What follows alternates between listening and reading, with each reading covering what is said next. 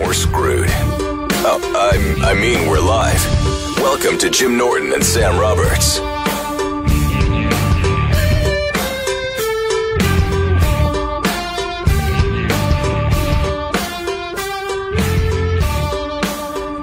Here we go. Happy Thursday. Is that a thing? Happy Thursday? Thirsty Thursday! Woo! Welcome to the show. It's Jim Norton and Sam Roberts. No Jim Norton today. He's flown out to the left coast to film something for Comedy Central, which I'm looking forward to see how that turns out. Wow, that was it, huh? That's it for the intro music? Well, I mean, you're talking. Come on. We're panning out real quick, We're talking now? Yeah, Come but on. there's no ease into the show? No. You got to listen to... Here's the tip. He's like, don't worry, it's my first time on the board. Second time now. Anthony, well, it's the first time you've brought in the show, right? Yes. From the top? Yes. You should listen to the show and then make, when you run the board, sound like when you listen to it. And that way it's like, even though it's your first time, you could be like, oh, I'll just do it like how the show sounds. And that way it'll look like I'm a seasoned vet, even though it's just from listening to the show. Lots of people listen to the show. So like a lot of the people that listen were probably just like, oh, just talking, just dry now, huh? No ease into the morning. People are driving around. It's Thursday. They're looking forward to Friday. It's the morning. They're like, oh, we're going to ease in to the show now. And then it's like, oh, the show's just starting, huh? It's just ready to go. Can I point out a positive? Yeah, you should. No dead air. That's because of me. That's because I kept talking. Well, exactly. You know, I will give myself a check in that column. Not for you, Anthony. I will credit myself with that. Well, I'm glad he cut the music off. We have a busy show today. Enough of this reveling in the fact that we're beginning. We have a very busy show today. Charlemagne Thagard is going to be in here today. Big New York radio, actually national radio personality, I guess. And he's on MTV too, and he's got a book out, and he's a super fascinating guy. He's the guy who, what's his name? Birdman told him to put some respect on his name. He called Kanye West Kanye Kardashian. And made fun of his newest album. He's made quite a name for himself, pissing people off. So I'm looking forward to getting him on the show. And Lynette Carolla, Adam Carolla's wife, is coming in a little while. She's got a couple of podcasts. She's part of the Mangria Empire, and she's married to Adam Carolla. So it's going to be very, very interesting today. I have a short fuse. I feel like look.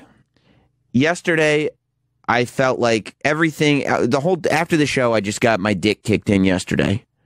And then leading into the weekend, there's stuff going on, and I don't know. I needed something easy to come into. Brad in Atlanta. Brad?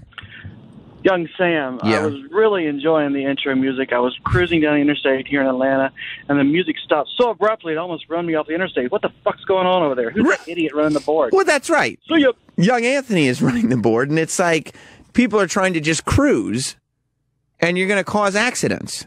And I know how that feels. So Wednesday is usually my busiest day of the week anyway, because Wednesday is I have to go home after the show and do my wrestling podcast and record it and get it all together and stuff. Usually I have an interview in the can for it, but yesterday was even busier because not only did I have to do the wrestling podcast, but I also had to go home and do the interview for it. One of the wrestlers was doing a phone call with them to help promote something, so I had to do it all yesterday, which meant everything. You know, I try to time everything properly because you go home, you got to do the interview, then you got to record the rest of the wrestling podcast, then I got to go pick up the kid, then we got to go do this, then we got to go do that, and it's like you just want everything to work out. Everything is timed so that there's a little bit of buffer between things, so that there's just a second to catch your breath. It's artistic. The way it's done. It's done to a T, but it causes nothing to upset the flow of time. And time's flow was very upset yesterday. So I leave here, what was it? Probably around like 11:30 yesterday. That way I know I'm going to be home by 12:30. I can do everything I have to do. So I'm driving out of the city and I'm heading towards the West Side Highway. Because you get on the West Side Highway, you can zoom out of the city and head straight on to Westchester. It's like Never Never Land. and I was on 49th Street, and I'm getting ready to turn right onto the West Side Highway, and there's a bus next to me that's also doing that. So I go, okay, and I pull up, so I'm next to the bus. So the bus and me are both turning right, but we're in two separate lanes, meaning I would turn right into the right lane, into that close lane, and he would turn right into the middle lane. It works out perfectly. But the bus was pulled up a little bit in front of me. So I said, you know what? I'm going to let the bus just go, because if this motherfucker doesn't know how to drive a bus, turning at the same time as a bus is not generally a good idea. So the light turned green, and the bus decided to go as I thought he would, but I noticed he was tight on his turn. I think he decided, even though he was in the middle lane, he was going to go for the far right lane, which I was going for. So what ended up happening, as tends to do, is this bus is making this tight turn. I was waiting for it to go, so I'm not competing with it, and he completely scrapes the whole, driver's side tip of my car. He's just he's way too tight on the turn, and he's turning. The back half of the bus is just dragging alongside my car to the point where it's making all these terrible sounds, and the people on the street next to me are going what the fuck is happening with this bus right now? And I was like, this is really fucking annoying, but I'm sure that the bus driver will stop right in front of me. It's probably just damage. I drive like a Jeep. So it's probably just damage to the plastic part of the bumper and stuff that it'll be whatever. I'm sure it'll be cosmetically. He wasn't destroying the car. But I got hit by a bus. I got hit by a bus is what happened. Well, I don't know if you got hit. What constitutes being hit? Scraped. You got scraped by a bus. You got brushed by a bus. Yeah. I made contact with a bus. Yeah. Yeah, you had contact with a bus. It hit me. No. The bus hit. Hit is like a... Yeah. You just went... Shoo. Oh, shit. It wasn't... There was nothing smooth about it. It was... That's not hit. Yeah, that's not it. Well, I got hit by a bus. Oh, you should tell that story then. And so I go, okay, let me turn onto the West Side Highway here, and we'll just pull over to the shoulder, because it was one of those, it was right before it gets to the point where there's no shoulder. Did the bus know that it had... There's no way. I mean, there's no way. There's totally way. People, MTA bus drivers hit people and hit cars all the time, and they just keep going, and then they'll say, I didn't know what happened. Well, it was making a ton of sound. It was not like it just scraped me a little bit and kept going. The entire back half of the bus was dragging alongside my Jeep. Okay, so he was aware. Yeah, there's no possible way. It was to the point where the people, I looked out my car window, and the people on the street were going, what the fuck is happening here? The bus is just, if it wasn't a Jeep, if it was a shitty little car, the bus would have been dragging it. You know what I mean? So I was like, okay, let me just pull onto the West Side Highway and turn off. It was one of those spots where there's a taxi stand on the West Side Highway there on between 49th and 50th Street. So there's a shoulder where taxis can pull off in case there's an event or whatever there is, and people can jump in a taxi. So but as soon as I made the turn, my meter went on, the tire pressure gauge thing meter came on to say I have low tire pressure. And I was like, oh, not fucking again. God damn it. Because I was thinking, time in my mind, I'm going to pull over. The bus driver's going to pull over. We'll exchange our information real quick. I'll go, okay, we got our information. Good. I'm going to be able to drive home and continue on with my day. It's not a big deal. But as soon as that meter hit, I was like, oh no. And people behind me started honking as if to say, do not drive on the highway. We see something that you don't. And I started feeling like my car was limping. Immediately, I don't know if this was in the Roman Empire when they did chariot races, the bad guy's chariot would have spikes sticking out of their wheels. So then they would fuck with the guys next to them by spiking their wheels.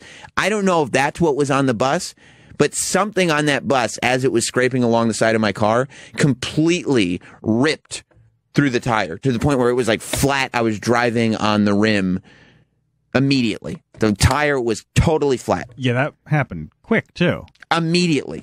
It wasn't just a little there's a nail in my tire. No.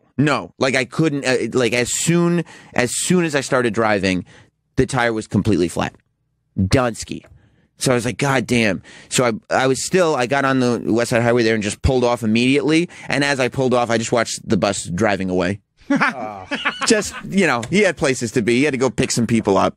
So he's just driving away. He didn't stop for you? No, he decided not to. Did you get a bus number? He decided all I could do, I reached my phone out the window and took a photo of it as it was driving away. But you're going to need like forensic cameras to figure out what the license plate number is. There's no like bus number? I don't know. You don't It's need not. the license plate. It wasn't an MTA bus. Oh, it was just a bus? It was like one of those like New York. You know how that area has like a ton of different tour bus companies? Well, yeah, because the Port Authority's right there. Right. Exactly. It was one of those private buses. Oh, I thought this was like an MTA. I thought it was an MTA bus. No, because this is like a open and closed case. Like the drivers don't care. The MTA pays for it. Yeah, the government will pay for. Yeah, it's not a big deal. Yeah, no, it was a Stouts bus. Oh, there is. I see a bus number. There's a. Oh, there. Oh, this guy's fucked. Yeah, if you got a bus number, See, there's a bus number up there. Oh, yeah. Yeah, I can't see the license plate that good. Website. Oh, yeah. Yeah. All right, we got him, right? Yeah, well, Good. I hope you got witnesses and phone numbers and stuff so, because you're going to... No, I did not. I mean, how are you going to prove it? What do you mean, how am I going to prove it? What? First of all, there'll be marks on the bus for sure. There's definitely going to be marks on that bus. How else would my tire get ripped up? And I don't know what other possible scenario in terms of where the cars were positioned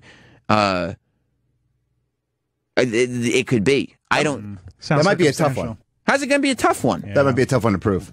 Because those buses might be all marked up on the side from bumping into shit. So Yeah, those buses get fucked up all the time, going in and out of that Port Authority. So what ripped my so my tire just popped, and then I was like, let me take a photo of this bus and blame that bus. Sounds like someone's running a scam. And then I'm going to go on the air the next stout day. buses. Yeah, and just fuck you, bus company. No, I'll prove my tire was flat, Yeah, no. and all the bumpers all crunched up. It may have ripped it, Yeah. the tire, Yeah, and crunched up the bumper. and crunched up the bumper, but that doesn't mean that there's going to be paint or some sort of proof that bus did it. No, there'll be a mark on the bus. And why? How else would the bumper get all fucked up? And then why would I take a photo of the bus? Just because it was a scam? I got a fucked up bumper? Well, I'm just trying to help you out because they're gonna want to get out of it. They're not going to want to pay for it. Well, I'll leave it to the insurance agency to figure that out. I'll leave it to them to figure it You out. should at least got a witness or two. As information. Well, I didn't get a witness. That's what I'm saying. You fucked up. Can I get a witness? So then, thank you. So you're not trying to help me. You're just trying to be like, hey, bro, you fucked up. Well, That's not helpful. You weren't thinking correctly. I took a photo of the bus. That's Yeah, such but good, on the spot thinking. A traumatic incident. By the way, just so you know what my mindset was, I had just gotten hit by a bus. Sideswiped by a bus. Yeah, I mean, we've already covered that. Okay. Yeah, you were scraped by a bus. So, You were inconvenienced by a bus. Yeah. inconvenienced. Yeah, it was an inconvenience, right? Yeah. Sound inconvenienced. Oh, I was inconvenienced, all right. Now, for those of you that remember, about 8 years ago, I rolled a flat tire on the way to work when I was working for the Opie and Anthony show. And I came in, I got the tire replaced, I came into work, and I told the story on the air. And in that moment, it was complicated. I'm sure you can find it on YouTube, but I did in a moment of not the best thinking. I thought I was left without an option. I did not know how to change a flat tire, and I did call 911. At that moment in my life, I did call 911, and I was informed by the operator that 911 this was not classified as an emergency, which generally 911, like 911, like when JonBenet Ramsey's parents found their daughter dead. That's worth 911. That's 911. Yeah. But just a flat tire is not. But what made you? I mean, you're a smart guy, Sam. Thank you. What would make you think that you would call 911 and not AAA? Because, and I'll get into, there are roads in New York that are private highways, and I was told by my roadside company that they were like, well, back then this was on the Major Deegan 8 years ago. I was told by them that that's we can't send a truck out there. That's true. It was like 4:30 in the morning. Because I was working on the morning show. It's a private road, so they can't send a truck on there. All they can do, there's one company that's allowed to be on the Deegan. And at 4:30 in the morning, they were not answering their phone. And so my roadside company was pretty much in that moment like, Fuck you want me to do about it? Yeah, you're fucked. Yeah, that's what they said. They didn't even give me any other options. That eventually that got cleared up because I called the roadside people again after 911 told me it wasn't an emergency, and they were like, "Oh yeah, we could just call this other person." I just had a shitty operator. But that was 8 years ago or so. Yeah. So lesson learned. Lesson learned. Except, you know what the real lesson was in that case? I should learn how to change a tire. That was that's the actual lesson from 8 years ago. Okay, so you learned how to change a tire. No.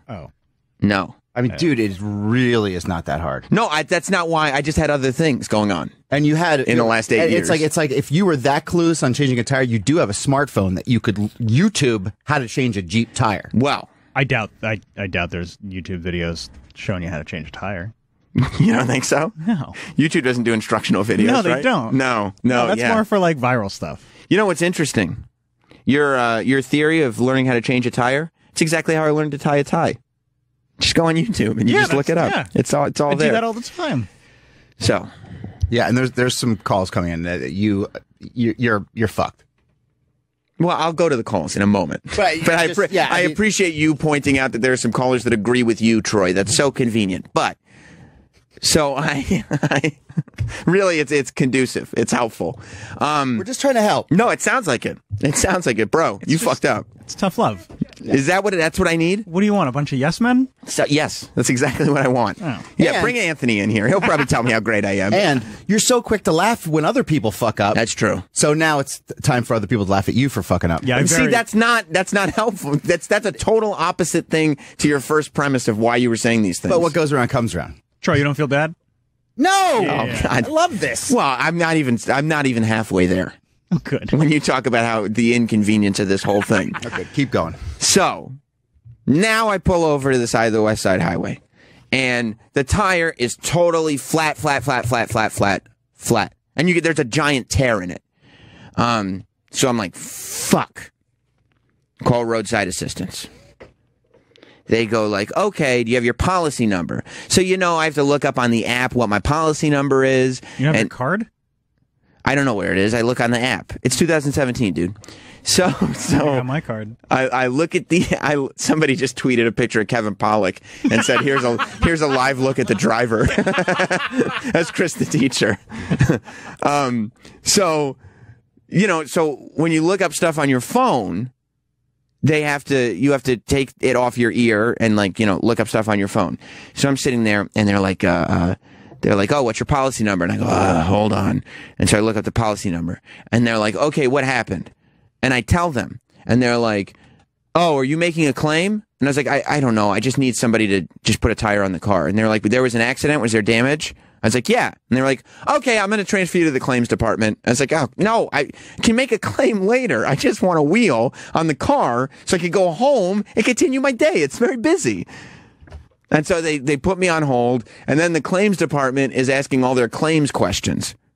And they're like, oh, I was like, oh, they were like, well, what kind of bus was it? And I was like, oh, hang on, I got a picture of it. So I look up my photos on my phone while this person is on the phone, and then I go, oh, and I tell them the bus company, and I figure that they're writing something down.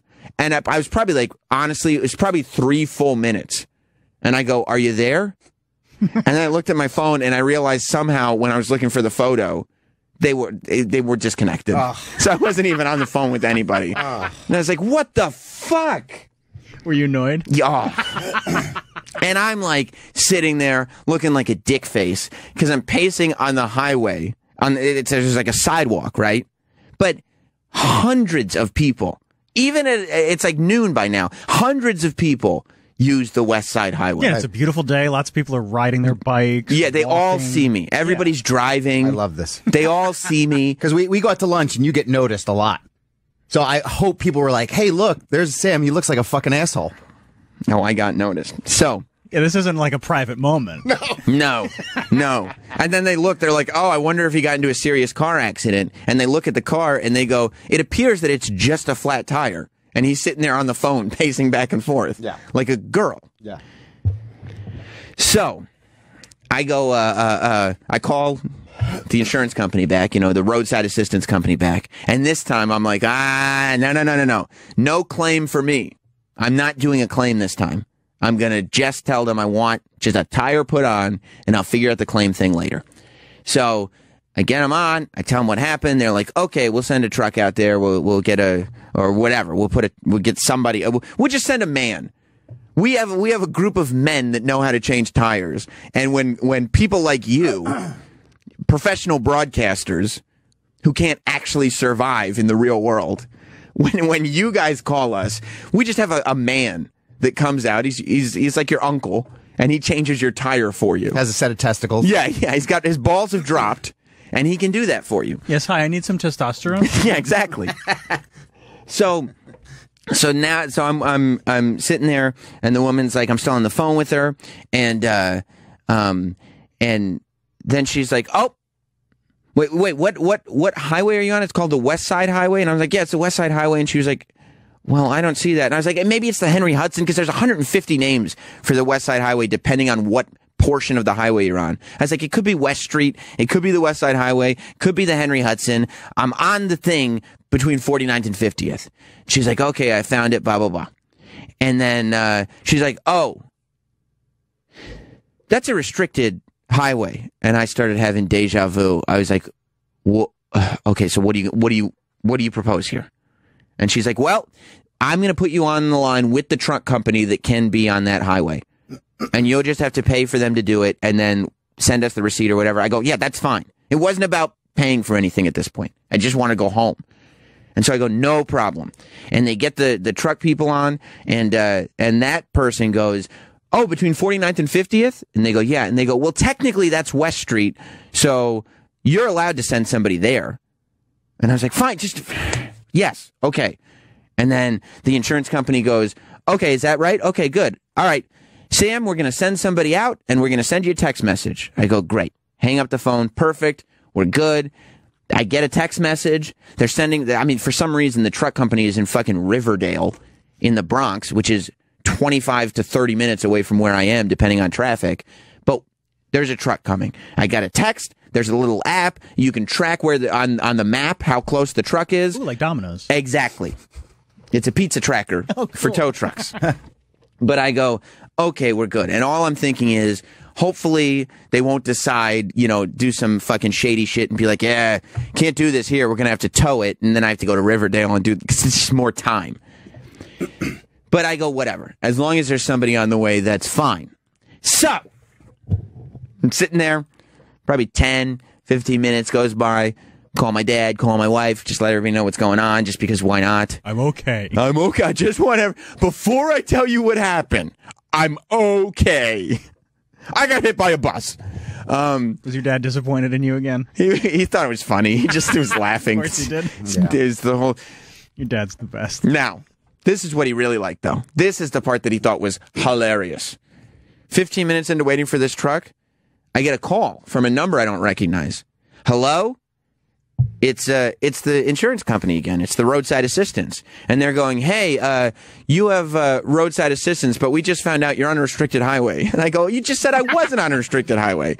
And they go, well, you are on a restricted highway, and we can't send the truck there. He can't change the tire there. And I go, okay, well then what do I do? And I swear on the life of the life of my child, I swear this is exactly what the woman said. She said, well, you can call 911 and they will change the tire for you for free. 911 changes tires? And I swear to God, I answered her. I was like, you want me to call 911? And she was like, yes. And I said, okay. I just wanted to hang up with her at that point. Ma'am, don't you know that number is for emergencies? Yeah. And I sat there and I was looking at my phone and I was looking at the area code and I was trying to figure out if some listener had seen me on the highway and was pranking me, trying to get me to call 911 again. Because I was like, no, it's been 8 years. I cannot call 911 again to change a tire. I call my dad again. I'm like, Dad, they told me to call 911. And my dad just starts laughing. And he's like, well, buddy, I guess call 911 and tell them they told you to call. I'm sure he just wanted me to go through this again. I was like, fuck. And so, like, I didn't want to call 911. And I'm just kind of pacing, probably another 5 minutes. Yeah, because they're going to say, yeah, we don't do that. Yeah, because it's humiliating. You've been there. Oh, yeah. And as I'm ready to call 911, a car pulls up in front of my car. I'm like, what's this about? Maybe this is the man that the insurance company sent. Maybe they got their wires crossed. Could be that the first call that I got disconnected from had sent somebody, and that's the people. You know what I mean? Maybe there's two things coming, and this guy, it's just a man coming to help me. And a guy walks out of the car, gets out of the car, and he goes, "Hey, man, what do we got here? Flat tire? What's going on, buddy?" And it's Pete Dominic. Oh.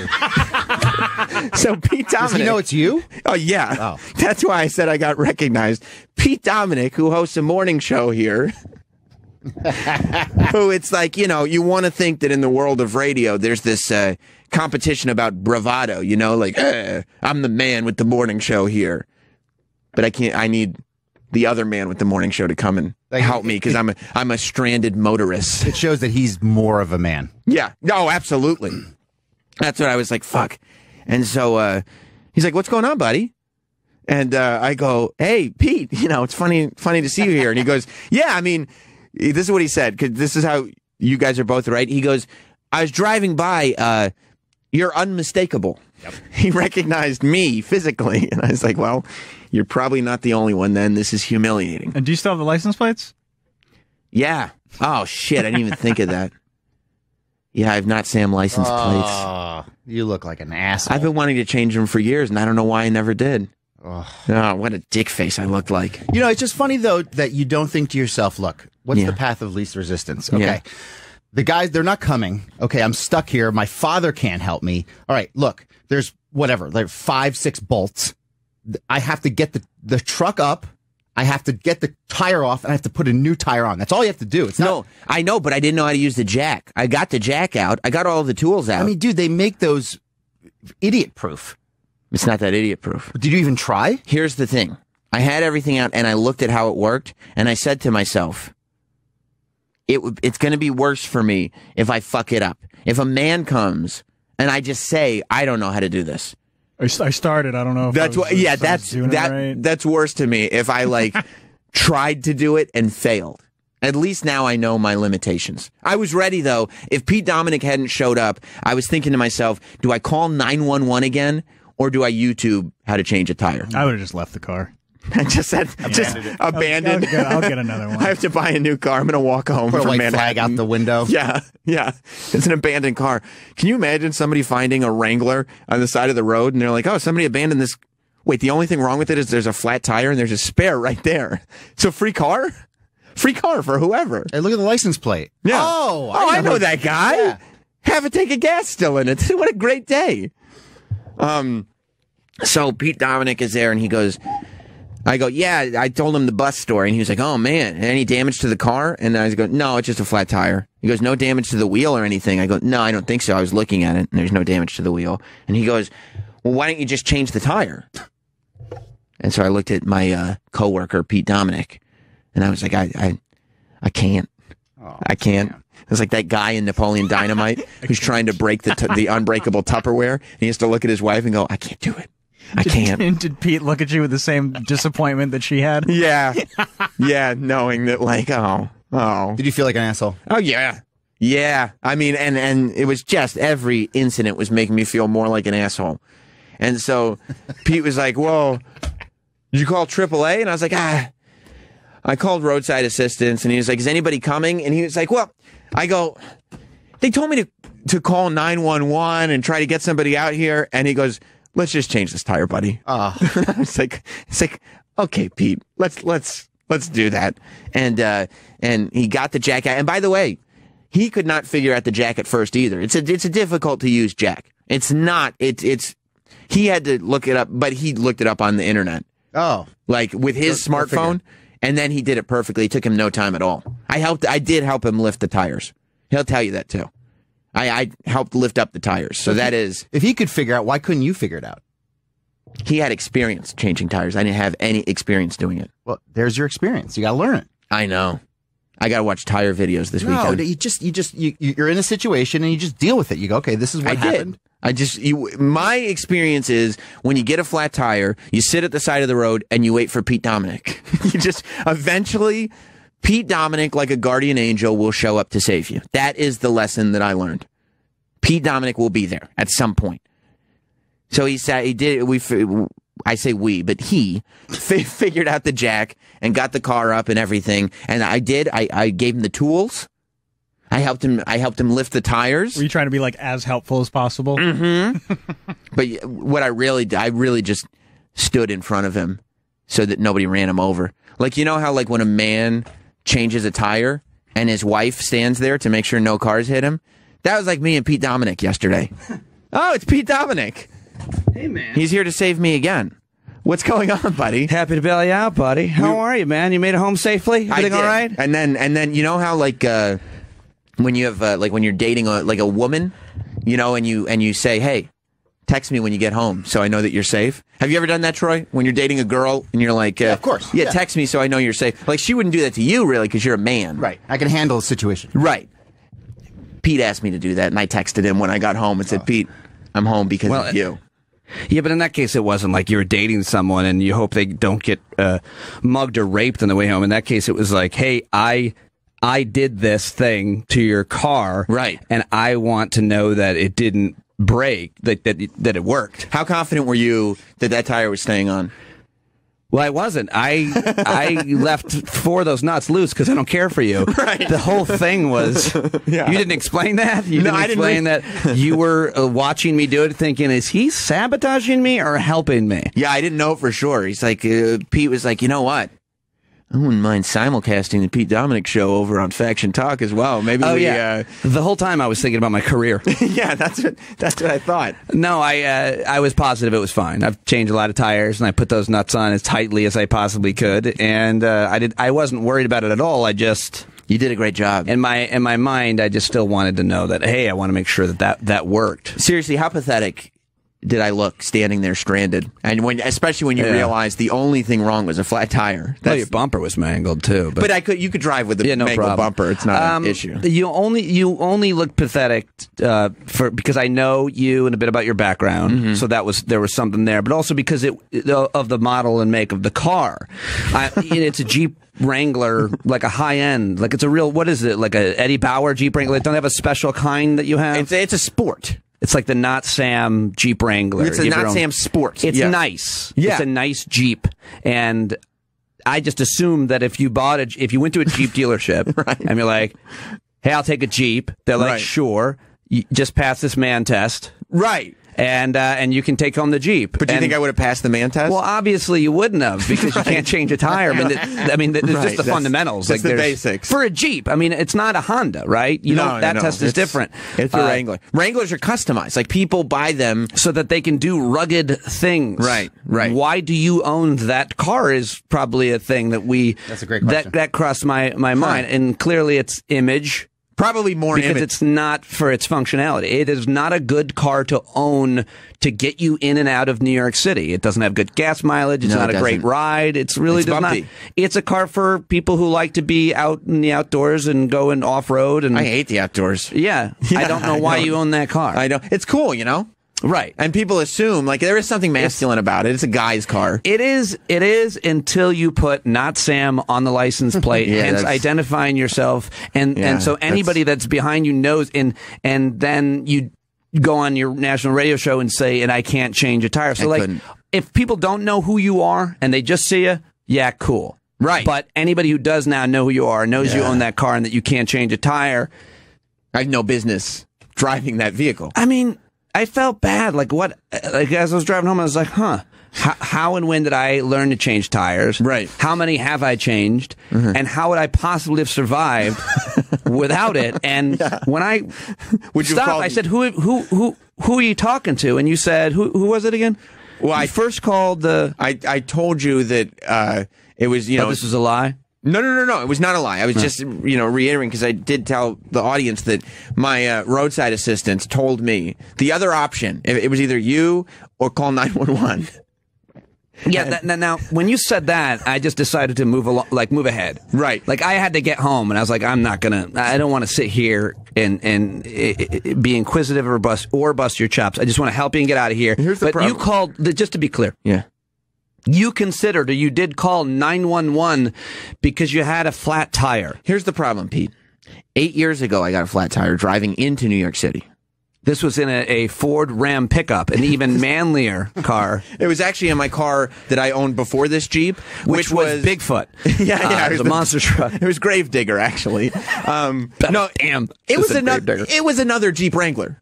I'm a Jeep Wrangler lifer, and you know what I did? I was running into the same problems where my roadside assistants couldn't get on the highway because it was a private highway. I called 911 then. And so when the insurance company told me to call 911 this time, I was like, you got to be fucking ribbing me. This has to be a prank. Yeah. And so thank God. I thought knowing what I know about you, I really just assumed that you were on the phone with one of your, the help. One of my lackeys? Yeah, you're like, just send Raul over here and tell him to change. I've got a flat. Yeah, get Hot Dog over here. I just figure you have a guy in your life that fixes things for you because you can't do them for yourself. And it's Pete Dominic. Oh, yeah.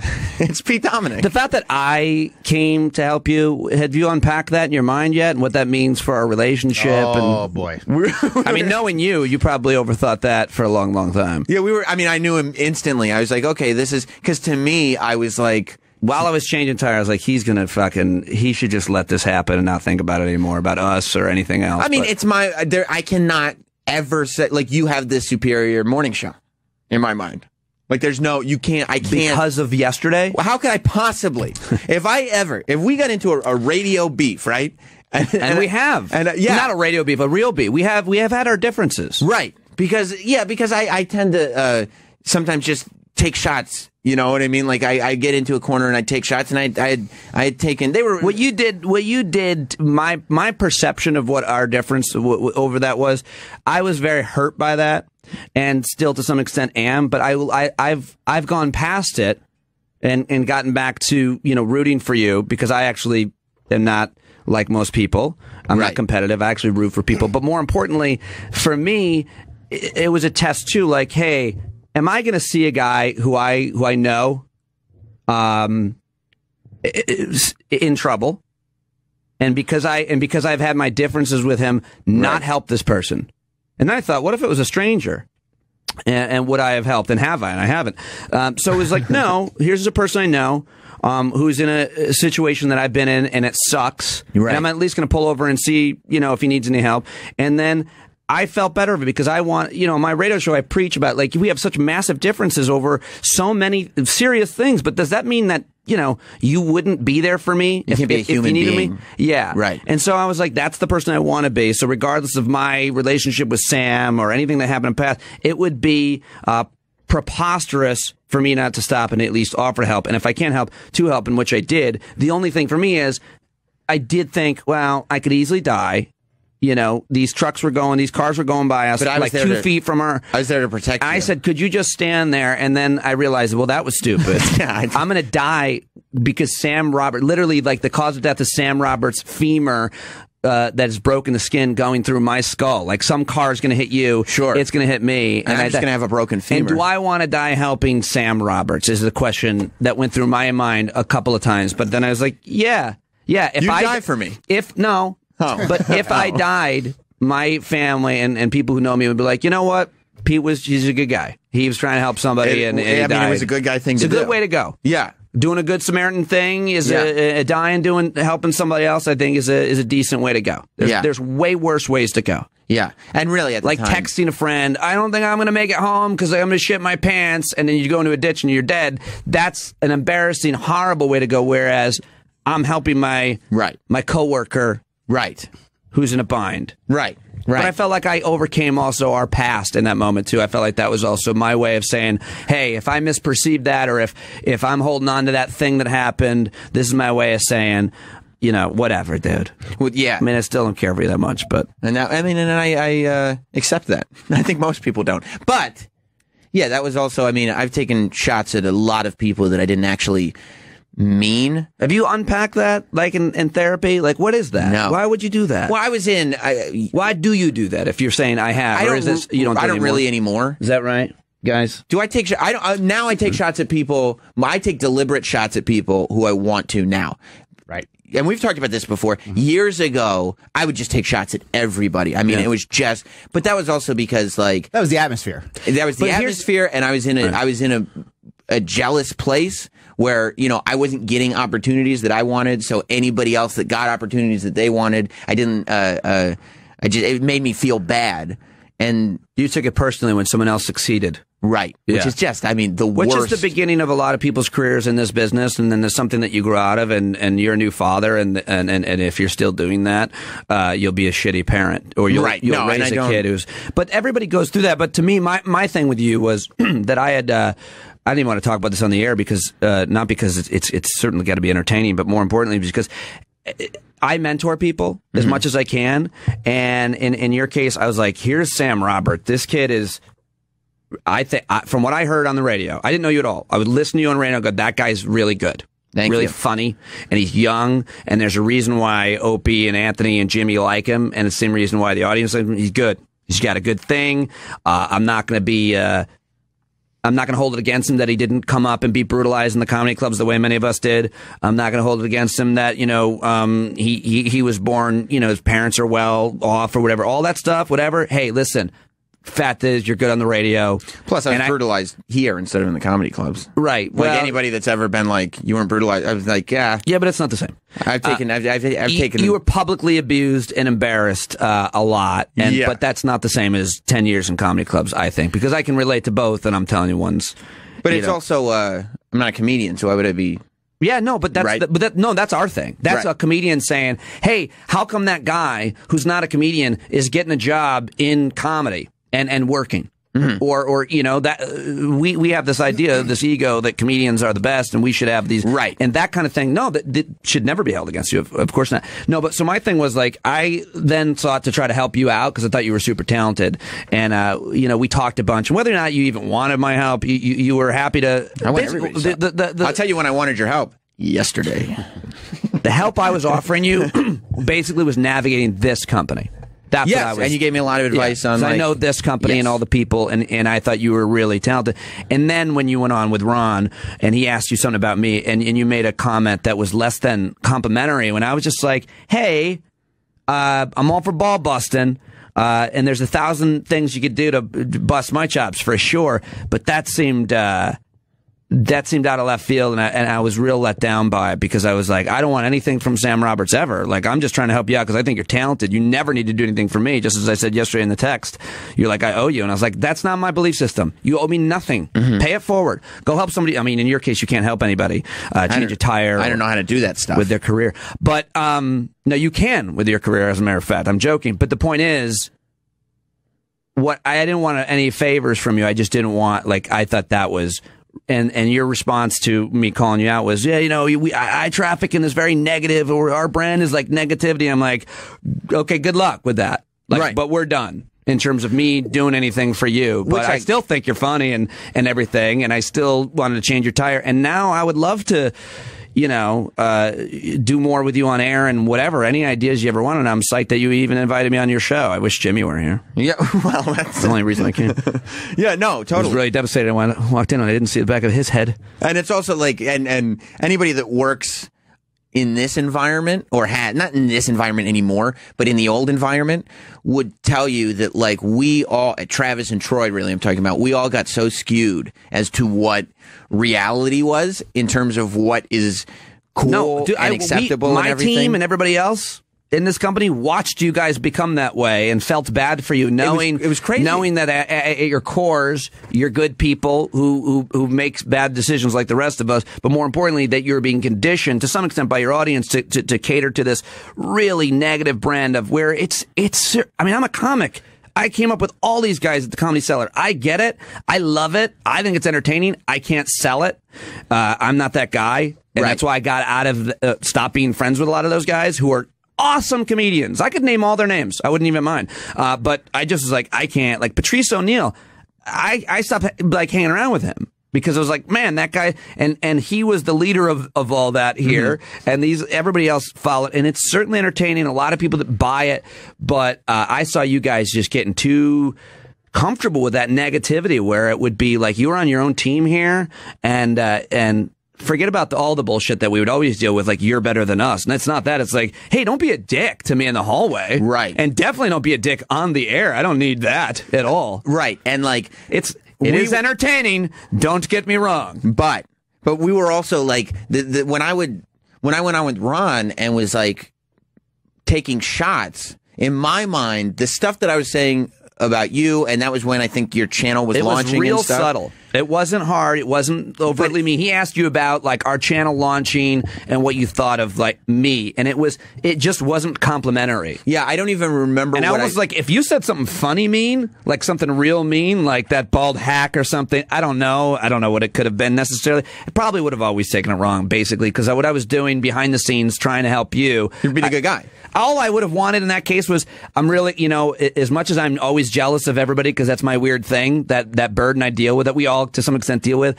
Pete's actually a great guy. He's a family guy. He's actually really funny and smart, and I hope his channel does well. But I could tell you that something remotely, and I'm like telling that. you that now I could say that today, but even 3 or 4 years, probably about 3 years ago, I couldn't get there or understand where a person would get there. The instincts that I had were simply to like, somebody is being portrayed as somebody I could shit on. I should shit on. Right. And that's because that's what we do. You fell into it. Exactly. Yep. And I saw that, and I didn't like it then. I don't like it now. But I also think that I was like, I'm not trying to change that. I'm not trying to. That's just the way he's going to operate. Then fine. What I'm not going to do. My choice was like, still, it doesn't change my opinion of how good of an entertainer Sam is and how good he is on the radio, and that I still like his wife. Right. And I'm really excited to see what he does with Jimmy and all that. And even though you guys are on, we have an overlap on my show, which starts in a few minutes on channel 121, the Inside Channel. Everybody, please. That's why I'm here. I just want you to switch over, leave.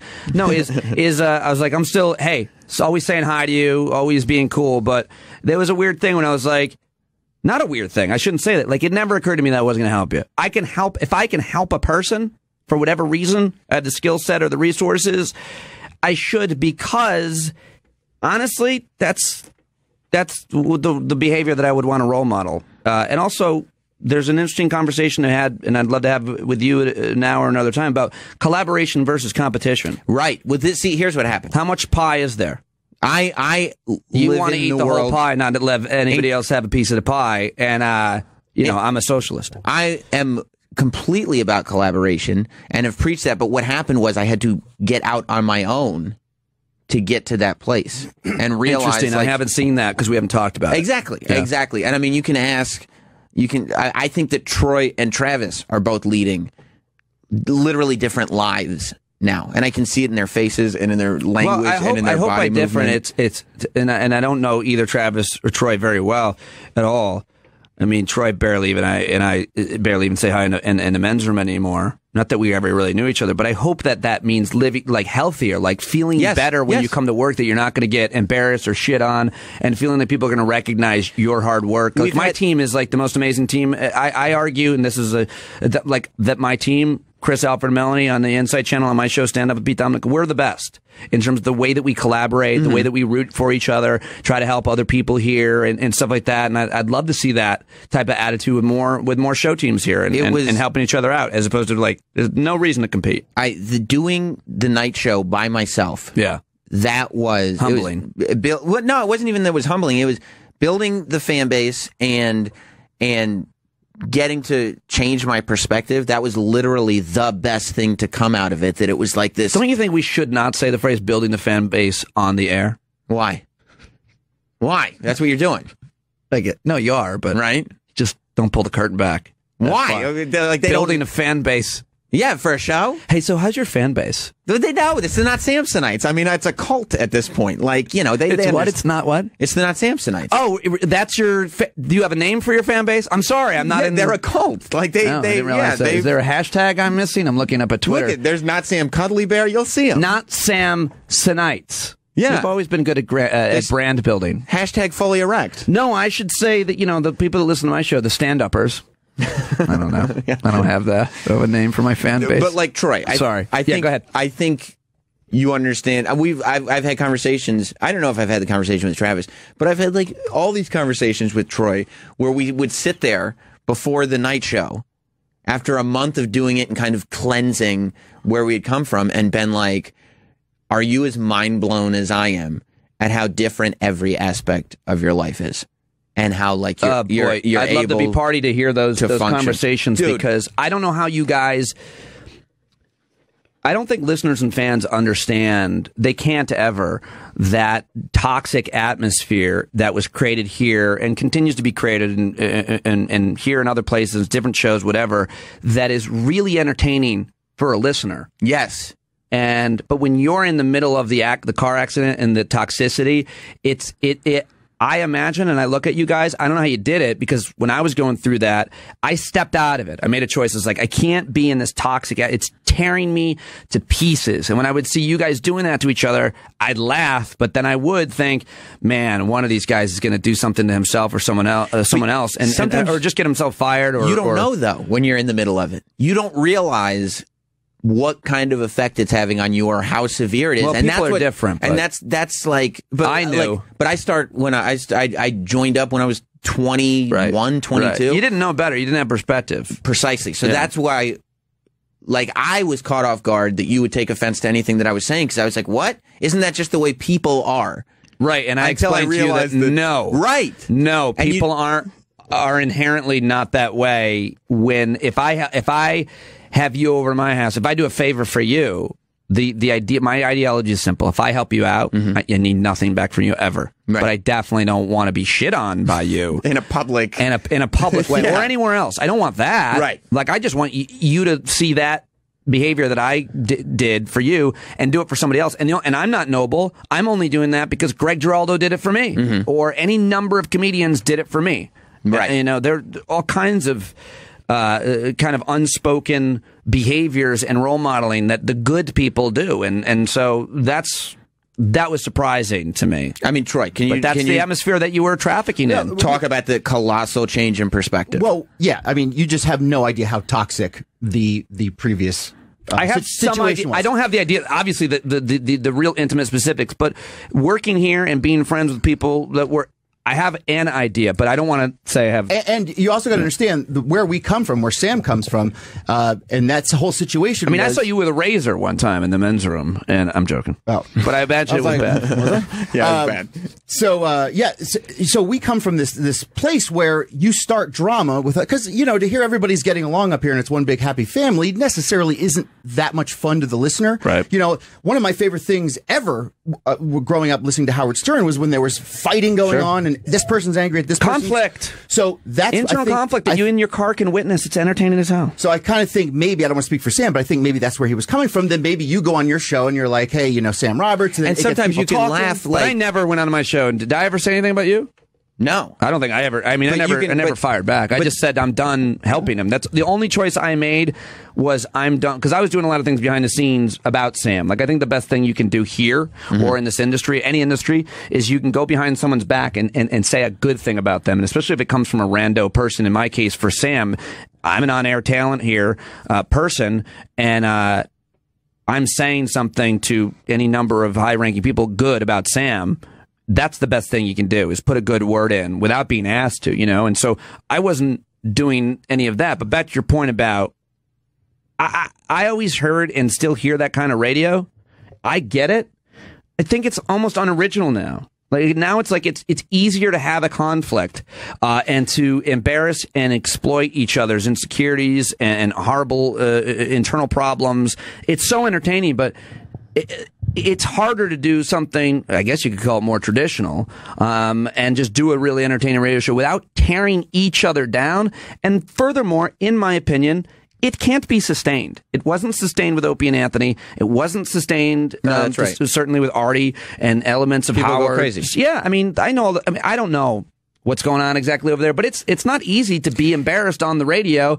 But hey, if you're getting paid good money for it, that's one thing. But are you? I mean, it doesn't seem worth it to me to have all of your personal. It's entertaining as hell, but for you guys, the cost, I would imagine, is just too much. That's what I see from the outside. It's also sorry for talking so much just now. I would really like to hear what you guys have more to say about that. Honestly. I mean, I think that there's some truth to it. I think, to me, human drama, when it's real, will always be entertaining, but there's a fine line between real human drama and just being purely exploitative or just like fucking with people. It'll for the always sake be entertaining, I agree. But my question to you guys would be, to all of you, would be, how long can you sustain it before it ends and people go their separate ways, or people get really hurt professionally or personally? That's the cost. Well, it depends. It depends on the. Someone just put tits on my head. Yeah, not Sam Cuddly Bear. It's a sign. It's a sign of endearment. Oh, is it really? Well, that's a good thing. Joy, I am a real ugly guy. Well, you're better Even with tits on your head. Even you, who isn't? Yeah. Sorry. But it's sustainable if there's an understanding amongst the show and the crew. Really, though? What could that understanding be where it doesn't get muddied? The environment isn't more toxic off the air than it is on the air. And the fact is that where we were, the environment was far more toxic. Right. But I don't know off the air. But I don't know how you can keep that constrained. There's a way to make it not quite so real. Like there's a the only thing you can say is, hey, I don't want you guys sharing that on air. But I knew you well enough to know you're going to use what happened yesterday with Pete Dominic coming over and helping you change a tire. I knew immediately that would be content for you today, of course. And then it should be. It's great. And I leave it open to like Travis and Troy to sit there and insult my masculinity, and you too. As you should. Yeah. Well, I mean, Pete, you get to walk down the hallway. When you pass Sam in the hallway, right, you could be like, I'm more of a man than him. That's true, right? Well, I mean, yeah. You guys, I'll he won't say it out loud. He won't say it out loud, but I hope you think that. Now you guys have every right to shit on me, and I wish you would, but I don't, because it'll be entertaining. But and this is going to sound crazy, and all your listeners are going to go crazy, but they should hear more on my show because I talk about it a lot. I just don't buy the masculinity, femininity thing anymore. Like it's tiresome to me. I'm not a masculine guy, and more masculine than me. But the idea of change, like, put it this way. I have 12 and 9-year-old daughters. They will know how to change a tire. They'll know how to shoot a gun. They'll know how to throw a punch. They'll know how to do anything that is, traditionally for a man. Like, I think that time is so you're saying that's just we don't like need being, it anymore. That's being a person. Well, what? So you're more of a person than me. Yeah. Oh, yeah. So there you okay. Oh, yeah. All right. So I'm a more well-rounded, skilled person in general. I have a wider range of skills than you do as a person. Jack of all trades, master of none. As an entertainer, the thing that you need the most, I have no idea. I would never compare those types of things. I think you're great on the radio for a lot of different reasons than I am. Thank you. But as far as, Me too. what are your skills? Like, can you do... I have a good wrestling podcast, too. Yeah, no, but could you, if you had a hole in drywall, what would you do? Call the guy, I guess. Yeah. So when I can tie a tie. The thing too is you can learn everything on YouTube now. So I learned how to tie a tie. Yeah. Well, there you go. I was hosting a benefit the other night. I couldn't get this tie done, so I just walked up to the first guy whose tie I liked. I go, dude, can you just do this for me? Right. So, you don't know how to tie a tie? I mean, I do, but it's not. I think they're a fancy of the past, so I don't wear them much. But if you got to, I'd rather have somebody else do a perfect triangle Windsor knot. I know how you felt yesterday because at WrestleMania, right? I was sitting there and I was working, and we were all in tuxedos. And this guy who's done the show before, Corey Graves, he used to be a wrestler, but he got concussions, so now he's a commentator. But he's like a wrestler dude. Like he's tall, he's big, he's good looking, he's got tattoos on his neck. And he was sitting there struggling with his bow tie. Yeah. And I taught myself how to tie a bow tie before the show. So I tied his bow tie for him. And I, at that moment, felt like, I have this thing. Why did you not learn ever to change a tire? See, I should have after I called 911 Which is such a weird thing. When you called 911 and said, my tire's flat, they said, did they just say enough with your white people problems? Like, what? You're privileged... Son of a bitch. They informed me that 911 was for emergencies. We're busy. Yeah. With a knifing and a murder. Yeah. They informed me 911 is for emergencies. This doesn't constitute one of those. What'd you tell your wife about that when you went home? 100% truth. Yeah. Just because You know, and then, I mean, I call, you know what, you'll like this. It's almost 9 o'clock. You'll like this. I called her yesterday on the way home. Because why not? If you just got hit by a bus, get on your phone while you're driving. But it was on speakerphone. But I called her and I was like, so here's what happened. I go, and she says, oh, they sent you, blah, blah, blah. I was like, you know who pulled up? And she was like, who? It's like Pete Dominic. She's like, Pete Dominic? I was like, yeah. And she goes, you know, somehow Pete Dominic always finds a way to have your back, doesn't he? And I was like, I guess he does. I guess he does. He's like he's my guardian angel. Well, I wish the best for you guys, all of you guys. I think you're a super talented guy. I got to go do my show. You're awesome at changing tires. And yeah, listen to the Pete Dominic show. Stand Up with Pete Dominic. It's on Insight. Starts a minute ago. I'm late. Yeah, channel 121. If you haven't heard it, we talk about all kinds of important issues. We have fun. I have a really great team that I work with. My producers are hilarious. Yes. And thanks. I got to run. I appreciate it. Go for it, I'm buddy. glad we had this talk. Yes, publicly. thanks for coming on. Bye. Thank you for coming on. Troy, Travis, thanks, guys. And you can listen to the show on demand as well if you're looking for something to fill out your day and you don't want to change the channel, go over to Insight. But if you do want to change the channel, then go ahead and change the channel. Let's go to Chris in Houston. What's up, Chris? Hey, Sam. Hey, buddy. I agree with every word that guy says. Y'all hadn't been anything but negative for, it seems like years now. I check in every once in a while. I used to be an every day, every second fan, but the negativity is just...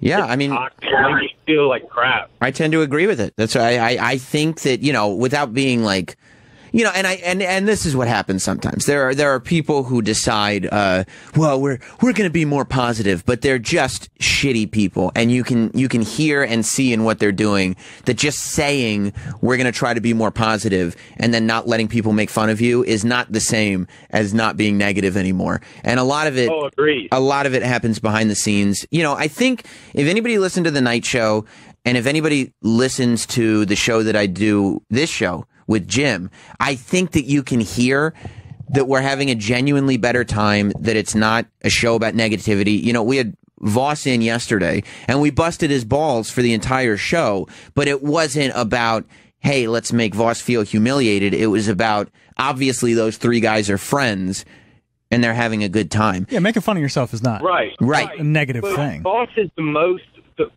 most interesting when he finally drops that veil and admits that he actually likes his wife or likes his friends. He thinks he has to go around insulting both his friends and his wife, and that's what's interesting. I mean, it's formulaic, and he's been doing it for so long. You know, he may be the most talented comic, and he may be the crowd work king or whatever, but it's just like, oh, God, it's Voss again. Sam and Jim are going to make fun of a word he missed. Travis is over there on the recorder. They're going to say, "Oh, he's got, you know, he messed up a word." I mean, listen to the show. We had a full on. We had multiple conversations about. You know, I'm not. Don't. I appreciate the call, Chris. I'm not going to defend segments because that's kind of when you know that once you're defending your segments, you're in the wrong probably. But I mean, if you listen to the show, you know, it's not a matter of like, oh, let's bring Voss in here and he'll make fun of his wife and we'll call him stupid. Like, there's a lot of that, but he's laughing along with us and we're having full-on conversations. It's a different deal. Be honest, it kind of sucks that it's Pete that helped you out, right? I think it's poetic. I mean, I think it's something that it's one of those things that, like, I need that. Like, I had that humbling. Yeah. But aren't you just kind of like rolling your eyes like, oh, now I have to listen to his preaching about how, you know, this and that? No, I mean, no, I wasn't rolling my eyes. It was like, yep, it felt justified when he was the guy that got out of the car. Because it was like, fuck, he was right. You know what I mean? Yeah. You know, and it's one of the, sometimes, because he's not wrong in what he's saying. Like, I think that he's a little bit skewed in the sense that, like, I don't know that he really gets what we do as much as he thinks he does. Do you think he comes across a little pompous? I think that he thinks what he's doing is right, and he has no problem acting as if, which, you know, I don't have a problem with. You know, I don't. Yeah, I mean, I didn't, like, just now, I didn't get like a pompous thing, and if it was a little bit pompous, I don't mind him. Well, He yeah, just 'cause he's gonna stop on the highway and change my tire for me. He's gonna rub it in your face, and it's funny. Yeah, that's funny. But no, I don't find him to be pompous. You know, I think that he wants things to be a certain way, I guess, and he feels like what he's doing is a positive and right way to be. You know? Yeah, I guess. You know, and he's not wrong when he talks about the toxic atmosphere being bad for people. I mean, you know, we've had a lot of conversations about it. I mean, of course, our work atmosphere was one of the most toxic, disgusting work atmospheres I've ever had in my life. And it does skew your behavior. Absolutely. And even outside of work. Right. It messes your head up on the weekends when you're just trying to relax. Right. Let's go to New York. Mouse is being weird. New York, Mike. What's up, buddy? Hey, Sam, you beautiful, sexy bastard. How are you? What's going on, pal? Listen, I love the negativity. But you know why? I'll tell you why. I work 80 hours a week from head to toe, and I'm in pain. So I like the miserable bastards that like to fight with each other. You're doing a great job. Thank you. I got my sister yelling at me every day because she's got the 10-pound weight strapped to her cutlets for Jim Norton. Right, and she can't be happy about that. Yeah, I mean, and I get all that negativity all the way around. So, you know, I like the atmosphere. Good. Thanks, buddy. Let's go to Sid in Canada. What's up, buddy? Hey, what's going on, Sam? You big bully. Yeah, right? Yeah, and I mean, anybody that would call me a bully, like, really? You don't think by now somebody should have hit me if I'm like I don't take it seriously when I think what Pete Dominique is saying in the last callers is, I mean, when Rich Voss comes on, obviously you guys bust his balls, but he can bust your balls back. Exactly. You guys give, you guys take. What Pete Dominique's talking about, what the other guy's talking about is when you go on and you rag on someone that can't defend themselves, like a guy like Rich Voss or other comedians, that's what he's talking about. It's a little bit of that. But, I mean, your show's good. Your show's awesome. I mean, a lot of give and take is what makes it actually the Jim and Sam show. It's different than this show, and it's different than that. You know what I mean? Yeah, totally. Totally. Thanks, buddy. How about Joe in Wisconsin? Joe, welcome to Jim Norton and Sam Roberts. I got some advice for your show. Yeah, good. Yeah, that's perfect. All right, now, so a lot of shows end. You guys kind of get cut off a couple of times. So yeah. I think you should remember Back to the Future when Doc Brown was on the clock tower, mm-hmm. and the clock rang, and he yelled at Marty, "Look at the time! You got less than 4 minutes." I think at the exact 4-minute mark, you should play that sound bit. By the time he's done saying that, you'll have 3 minutes and 55 seconds to complete whatever you want to do in the rest of your show. This is really getting into minutia. Let's go to Rick in Florida. What's up, Rick? Like, wait, I mean, we're not even talking about who cares how the show ends. Yeah. What's up, Rick? Hey, Sam, let me ask you something. Do you get a little offended when somebody that has 5 people listening to their radio show come on your show where millions of people are listening and tell you what you're doing wrong?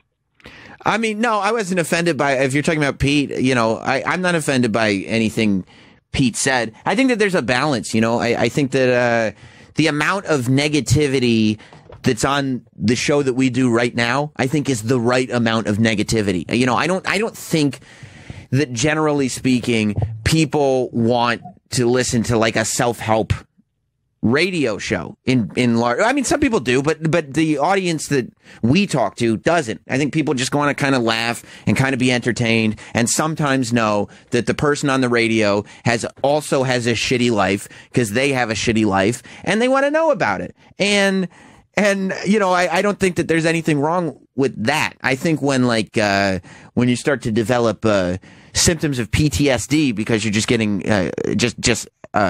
shittiness and toxicity around you all the time, and there's no escape, it starts to get a little bit much. But in terms of just putting on an entertaining radio show, which is the only goal that I have, you know, I'm never going to stop teasing and making fun of and making jokes at people's expense. And I hope that I never get to the point where I'm sensitive enough that I don't want people doing that about me, which isn't a shot at Pete. I'm not talking about Pete, but he comes from this, like, he's this overly politically correct Well, he does a political show too, right? But he's like, it's not masculine or feminine. We're people. And it's like you can't tease anybody anymore. Like that's the world he's. It's like, dude, come on, man. I think teaching moments, if effective, need to kind of get snuck into places. I don't need everything to have a lesson for what we do. Yeah, Sam, one thing I was going to say about Pete, though, is that, I can't stand the liberals, but he at least, he's not one of these fake liberals. He actually believes what he's actually preaching. So in that way, I have a lot of respect for him, but they do come off as preachy sometimes. Yeah. But I was just going to say one thing that reason why I called the show was because when he started questioning, what if, Sam, you have to do something else? Well, obviously he hasn't really followed you because with all your shows you've had on here, you have taken, what you were given, time slots or whatever, and turned it into good shows, and you've been a little bit different with all of them. But the biggest thing is what I hate is when people say you pick on people. Sam Roberts picks on himself worse than he picks on anybody else. So if you can make fun of yourself, none of us that listen really think that you're being mean. Thanks, buddy. I appreciate that. Yeah, I mean, at the end of the day, every awful, embarrassing story that's out there about me is because I put it out there because I knew it would be entertaining. Whether it was my show or somebody else's show, I was like, look, this is what happened to me. Here's the whole story. Just have at it. Have a good dinner with it. And I think that's part of it too. I get frustrated when people don't want to bring stuff up like that. That's really not a damaging story, but is entertaining. I think all that stuff should be brought to the air. Look, we got to take a break because Lynette Carola's here, and I want to talk to her too. Charlemagne the God's coming in today. Busy show. Stay tuned. We'll be right back with Jim Norton and Sam Roberts. Busy morning. Jim's in Los Angeles. He's filming for Comedy Central. So whenever that airs, we will let you guys know. The YouTube page is being updated like the Dickens, if that's an expression. We have the Glow interview up there with Mark Maron and Allison Brie. I think the interview with Carol Kane from yesterday is going up today. Tons of stuff up there at youtube.com/Jim and Sam Show. And don't forget about the podcast. If you search iTunes or SoundCloud, Jim and Sam Show, you'll be able to find it, and it'll be good. I see it looks like there are members of the Naked Militia on Twitter, which is the other fan group that works with the Not Samsonites, that are mad that I only mentioned the Not Samsonites and not the Naked Militia. I mean, I love the Naked Militia, but Not Samsonites has my name in it. So I don't, is it crazy for me to be partial to one group? Is that... What if it was the Naked Not Sams? That'd be awesome. I would be like, the Naked Not Sams and the Not Samsonites working together is my favorite thing ever. If it was like, I feel like Teft Chipperson, for example, on Twitter.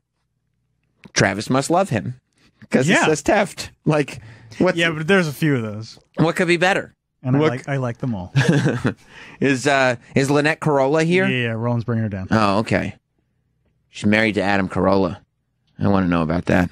I think she's got a couple podcasts, too. I think she does a Bruce Springsteen podcast, which I guess she just talks about Bruce. I don't know. Bruce. Wait till Roland finds out. He's probably talking her ear off all the way up the hall about Bruce. I love that he still doesn't wear Bruce Springsteen shirts. Because his kid works here? Yep. Yeah, that's so funny. He had to change his entire wardrobe. Bruce's kid has worked here for like how many years now? Like 3 or 4 years. 3 or 4 years. And that's how long it's been since Roland wore a Bruce t-shirt. He used to wear Bruce Springsteen t-shirts every day. And now he doesn't wear them at all anymore. I know. He wants to play it cool. Yeah, he does. I bet he wants the invite over. It hasn't happened yet.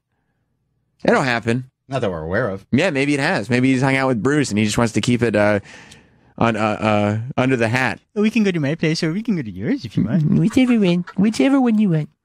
Either one is fun. Yeah, I don't think I don't think he would keep it a secret. I don't think Roland would. I think he'd be very, very excited. Yeah, definitely. Like, I wouldn't keep it a secret if I got invited to like Kanye West's house. I'd tell everybody. I'd be like Ninja from DeAntword. I'd be making videos on Facebook about my weird stories. Did you see the new one? No. As we're waiting for Lynette, like the first one was about banana pudding. You heard? I saw that. That Yeah, you yeah. saw. There's a new one up now where the guy from DeAntwoord talks about going to Kanye West's house and playing basketball with Drake. That's awesome. And this was after he had used a derogatory slur for Drake that starts with an F. Faggot is the word I'm looking for on Instagram. Lynette Carolla is walking in. Hey, how are you?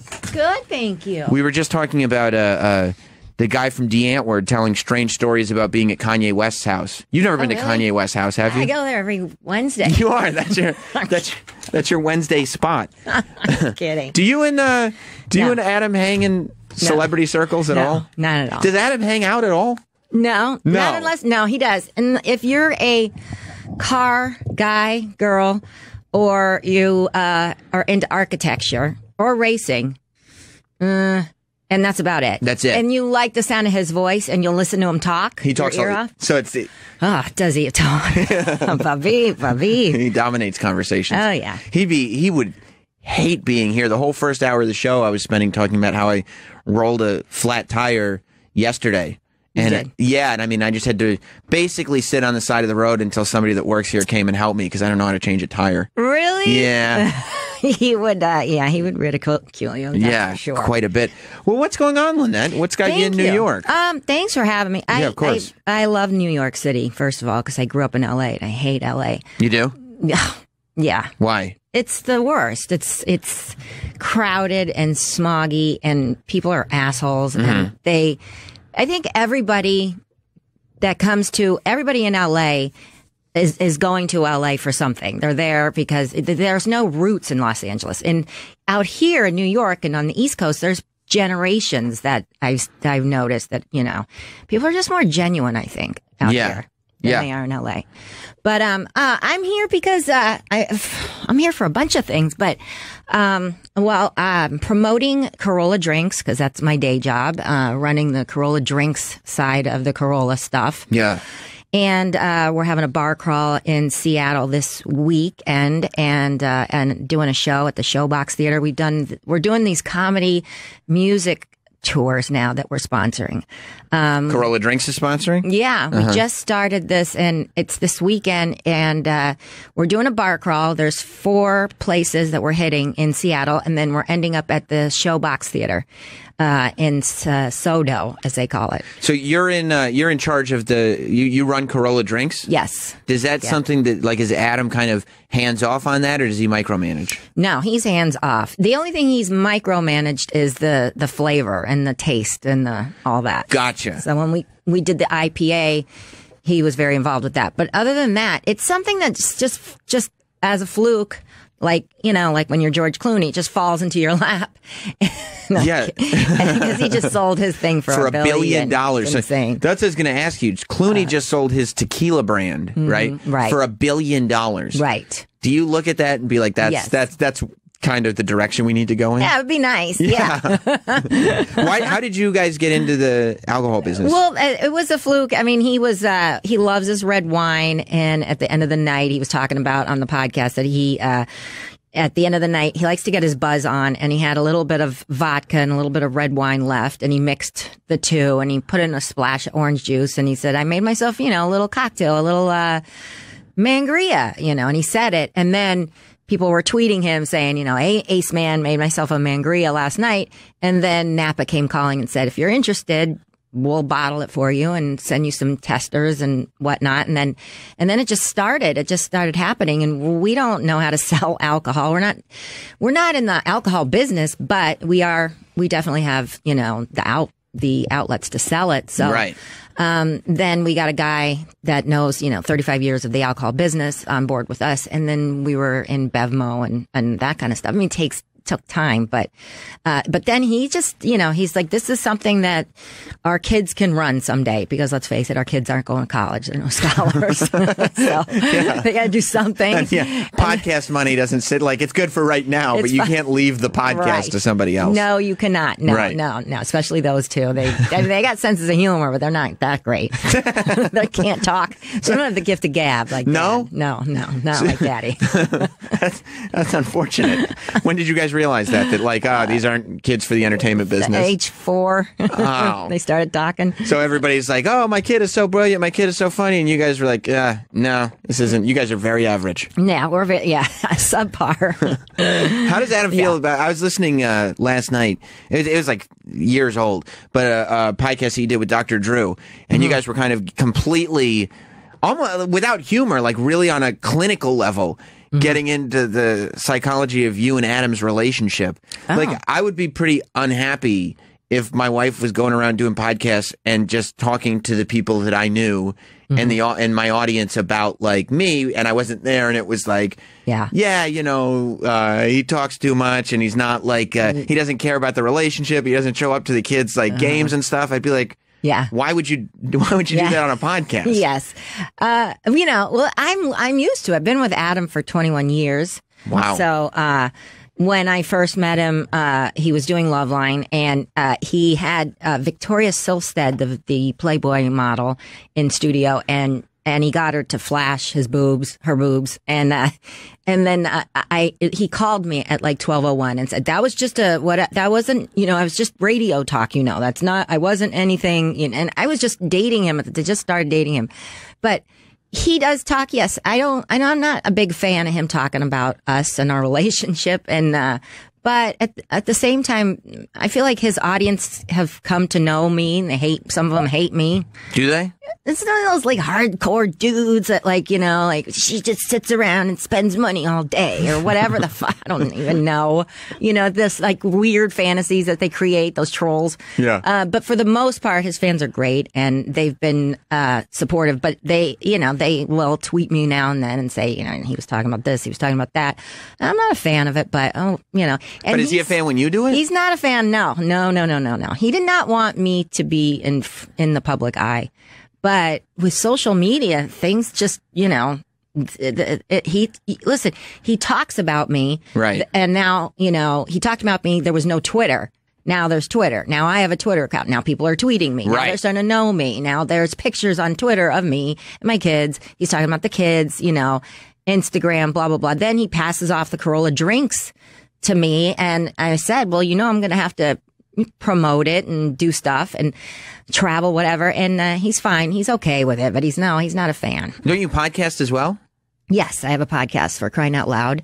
And I have a new podcast that just started, Sword and Scale Rewind, which is Sword and Scale is a popular true crime podcast, and it's really good.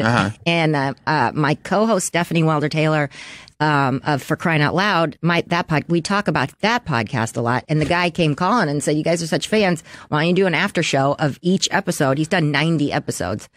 So, and that's amazing that like podcasts have gotten to the place where you can do an after show podcast for my podcast. Right. Yeah. Isn't that weird? Yeah. I know. It's nice though. I mean, it's nice. Yeah. But so I have my 2 podcasts and Corolla Drinks and an after show live that we do. So did it get scary when Adam left radio? Yes. When that kind of dried up for everybody, not just for Adam, but the industry just crumbled. Yep. And did he at first not know what to do? Or did you guys know? I mean, I'm sure that because that was after years on the radio and the Man Show and all this, so I'm sure that there was money in the bank.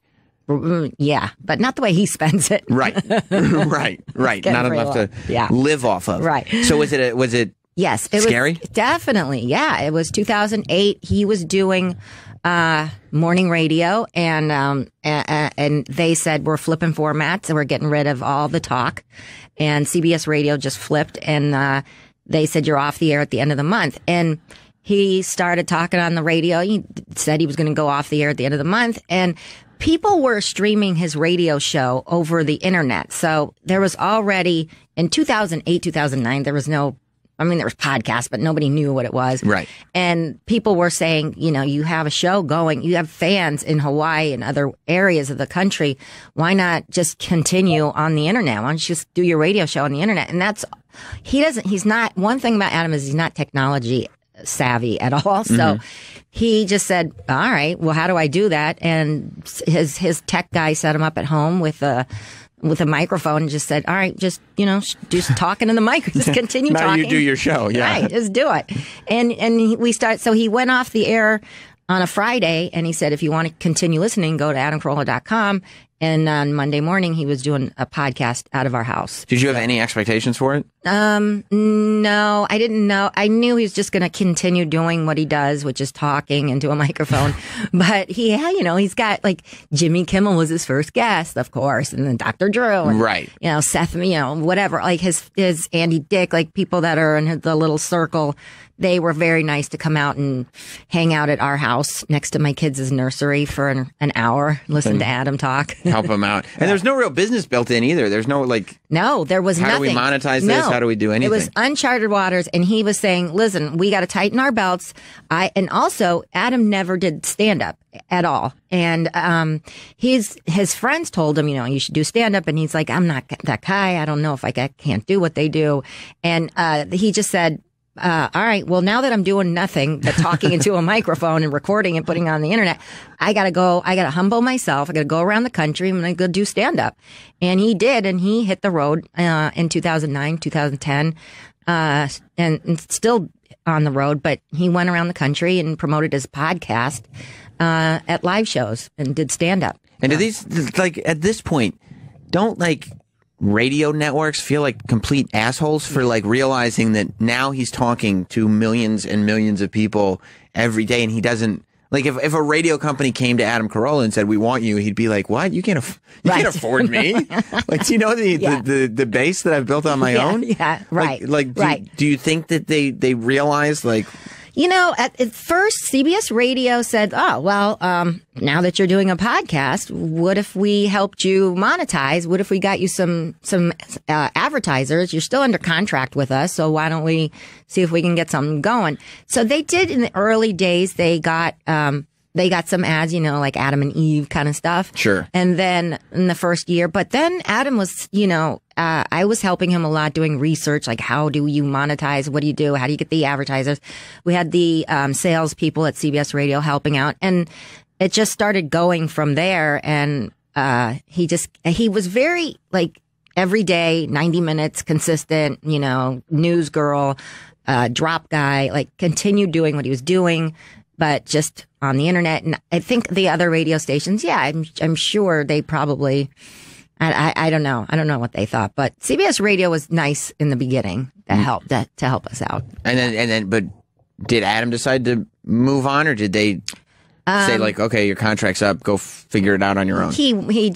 They went their separate ways. There was nothing. I don't even think they had a company at that point. I don't really think they had sales going, or I think it was just their sales people helping. They were out of a job too. Right. Oh, I got you. I got you. Yeah. How was it during the Man Show era? Because if you've been with him for all that time, I mean, and I was thinking about the Man Show this morning. It was such a phenomenon when it happened. You couldn't come close to doing the show today. I mean, they couldn't really do the show after Adam and Jimmy when they brought it back. That's what Joe Rogan and Doug Stanhope are like. I mean, they've gone on to be incredibly successful. So it wasn't the fact that the host didn't work anymore. It was the fact that the show got castrated, like a lot of other stuff has been castrated. Right. How did you feel, though, as the wife or the girlfriend, wherever you were at the time? Good question. Interesting story, because when I started dating, we started dating, and Jimmy is a very family-oriented guy. At the time, he was married. He had 2 little kids, and he was telling Adam, you should get engaged. You should, put a ring on it and whatever, start having a family. And Adam really wasn't ready. And when I met Adam, it was a couple months before Loveline took off for him. So he was a nobody when I met him. And, and he never gotten laid or anything like that. He was actually a virgin. IT virgin.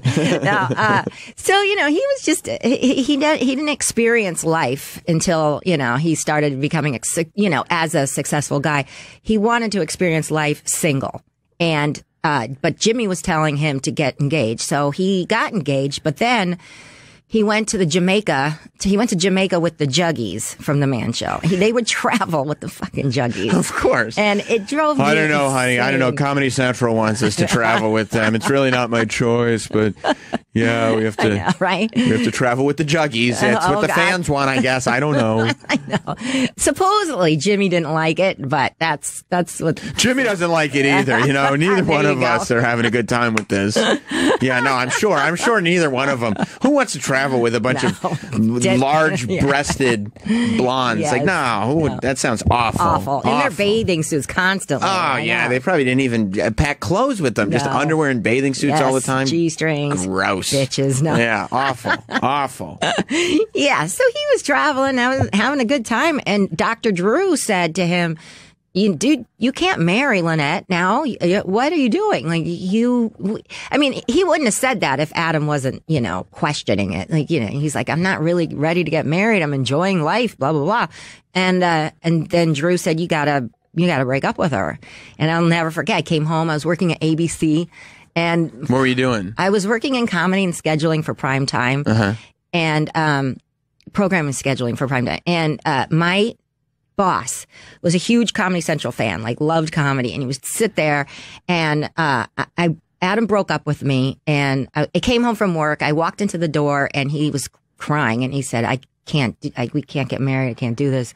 And I was so devastated. By the I way, was Adam so Carolla upset. crying is like, he comes off as so emotionless. Yes. He is, pretty much. Yeah. He is. Except in this Except moment. for this moment. Right. This and when Down syndrome kids are winning the Olympics. He loves special- that? He loves it. Makes him cry. It brings tears to his eyes. It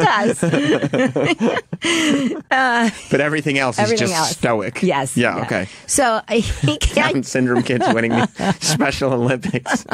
Now I know. I kind of want to have it on my iPhone, so the next time I see him, I'm just like, "Hey, Adam, Show it to what do him. you think of this?" They'll Oh cry. my God, he's trying It's so just hard. He's accomplishing. Nobody thought he could do it. Nobody thought he could do it. They're so pure. He says, Right. so pure.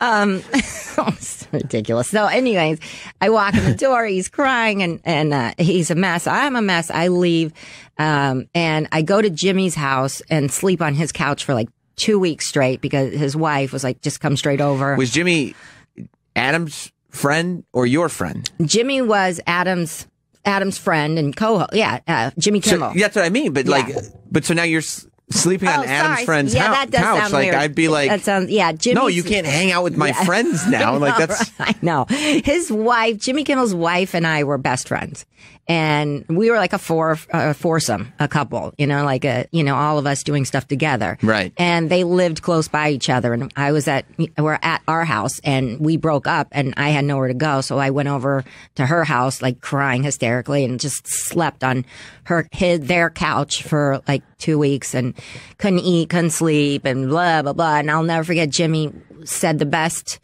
couple words that like snapped me right out of it. I mean, at work, that's what I was going to say. At work, my boss loved Comedy Central. Every time I'd be sitting in there working with him, it'd be like, "Man Show Wednesdays at 8." I'm like, oh my God, I can't get away from this guy. And I was crying on Jimmy's couch one night, and Jimmy walked in and goes, "Oh, Lynette, again, what's with the crying still with the crying?" He's like, "Listen, Lynette, he's not that great." And I was like, wow, you know what? You're right. You're right. He's not that great. And that's what got you through those hard times, Yes. realizing he's real. And then you got back together with him. And then we got back together 9 months later, and people wanted to set me up, and I just, Did you know what he would? Did you ask him what he did in the 9 months? I kept tabs on him. He did date a model, but he Good for went out him. with her. Yeah, he went out with her a couple times, and wasn't that great, I guess. And he always kind of kept in touch with me a little bit here, a little bit there. Do you know if he had sex with the Juggies? No, I didn't have sex with the Juggies. Yeah, right. Yeah, I'll bet he didn't. Yeah, I'm sure. No, he didn't. Troy, you wouldn't. Would you have had sex with the Juggies if you were just newly divorced? No, right? No, of course not. Of course not. Of course not. I tried. What guy would do that? That's what they said. That's what he said. I believe him. See, I believe him. So you got back together with him 9 months, and then how Yeah, long was it 9 until you were engaged? and then when we got back together, I was like, you know what? Why'd you get back together? Was he done? He was done. He just called me one night and he said, "How about I come over and bring some food and we can watch ABC lineup of like Boy Meets World, whatever." TGIF. TGIF. That was our thing. It's like we for watched. kids. Yeah, I know. Stupid. That was like our couple thing that we did. Sort of now obnoxious, but we got like he just came over and we talked and he knew that I wanted to get married. He wanted to get married and have kids someday. He didn't know when. And I was like, all right, fine, that's fine. Well, and then he wanted to be with me, went out with a model. He went out, he explored, whatever. And he came back to me. So I thought, that's gotta be something. So then I'm, all right. Then we were together for another like 6 or 7 years and then got married. I think it was like the last year of the Man Show. And then, we got married. Yeah. And then he was like, okay, I've really done with those Chuckies. What I really love is he's like, no, I'm not ready to get married. I'm enjoying my life. And then I got to wait until I'm done enjoying things. Right. And then we can get married. Get married. Yeah. And then we can do it. Right. When he left the Man Show, was that like, was that something that was agreed upon or did they? Yeah, they were done. They were going to their last season and Jimmy was going to do, ABC, the Jimmy Kimmel Live. Right. Yeah. And then Adam was, I don't know what he was doing. He was doing Loveline still. And, I think that's it. I want to say, and just doing figuring radio. It out, yeah. Just figuring it out. And it was fine. It was nice. It is what it was, but. Well, listen. Yeah. Mangria has become very, very popular. Is that what brings in the most income to the household now? Is it Corolla Drinks? Is it the Corolla Network? It is, I would say at this time, the podcast. Yeah. But the goal is to get Corolla Drinks up there because, again, yes, give it to the kids. You gotta get it to the kids. Well, I've always, he's always said, listen, Mama, I bring home the bacon, you bring home the bacos. Therefore, you don't need to work. You just stay home, take care of the kids, and I'll take care of the bacon.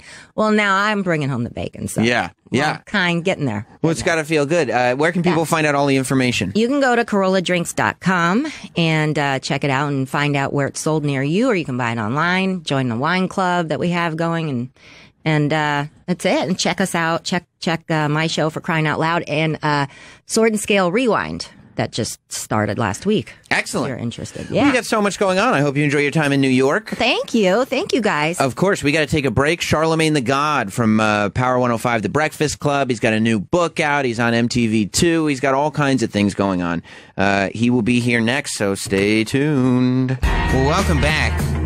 It's Jim Norton and Sam Roberts. And I feel like this one is a long time coming, for me anyway, because I've been aware of you. Charlemagne the God just walked in. Yo, Charlemagne the God, the Prime Minister, pissing people off, the ruler, rubbing you the wrong way, the architect of aggravation. Right. And I don't know. I've been aware of you for a very long time, as a matter of fact, because when I first started interning, I was interning for Opie and Anthony, the legends. Yeah, and I was driving around though in the afternoons listening to Wendy Williams. Okay, and I was listening before Charlemagne showed up. Word. And then one day Charlemagne. So when you started doing stuff with Wendy Williams, like in hindsight, my theory was always that she kind of brought you on because she had to take a little of the edge off herself because she was going into that mainstream spot. You know what I mean? Fact.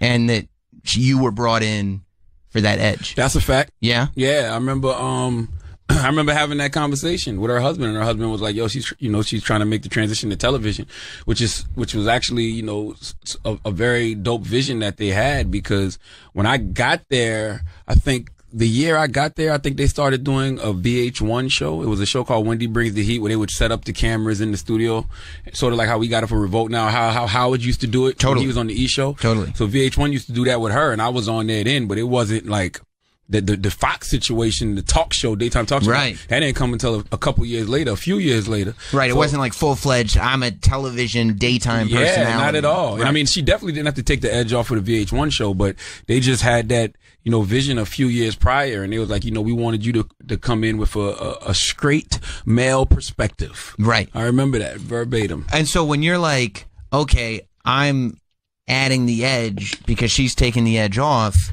is it any part of you, or are you not thinking that far ahead? Because in my mind, I'm like, well, then isn't it going to be tough for me later if... Well, yeah, I don't want to say that she said that she was taking her edge off. She just said, I'm making the transition to television. And they wanted me to come in with the straight male perspective. And she wanted a co-host, but she didn't want somebody who was like a comedian or anything. Like, she wanted somebody from radio. Right. And I guess I checked a lot of boxes because, you know, I guess she thought I was funny and, you know, she thought I was smart and I'm from radio. So I just checked a lot of boxes.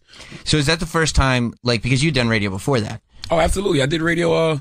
I started off as an intern in Charleston, South Carolina in 1998. Right. So I had worked at 4 radio stations prior to getting with Wendy. I worked at 4 stations in South Carolina. But is this the first time when you start doing stuff with Wendy that you're being mean to celebrities and they're actually catching wind of it? No, absolutely not. They knew about it before. Yeah, because Wendy had actually shouted me out for a couple of interviews I did in Colombia. Like, you know, one interview in particular was an interview I did with a model named Buffy the Body.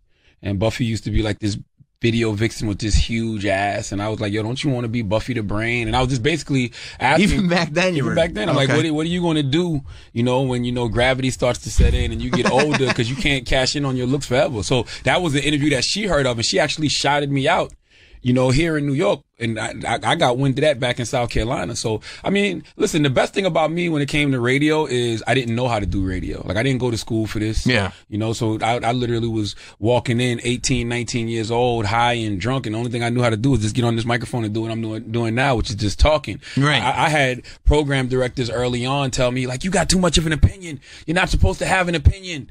I had no idea you weren't supposed to be opinionated. That was always weird to me about radio, because that's the prevailing, and you listen to music radio now for the most part, and DJs don't have opinions. They're just these bland kind of surfaces. Which is whack, and I never wanted to be that. I remember verbatim, I don't want to say verbatim, but I remember vividly sitting in a studio in Charleston, South Carolina. I was doing overnights, 12 midnight to 5 in the morning, and I was scouring the internet, and I was listening to Star and Buck Wild and Howard Stern and old Petey Green YouTube clips. And I was like, I don't even know if YouTube was out there. And I was listening to Petey somewhere, and I was like, wow, it is personalities out here. Right. It is people who actually have personality. And I was like, yo, if I'm going to do radio, I'm going to be like that. I'm going to do it like that. Yeah, I never understood the people who went after, because it's still difficult to get a job in radio without a personality. But it always, like, it seemed empty. You know what I mean? Like, if you're just sitting there, like, just kind of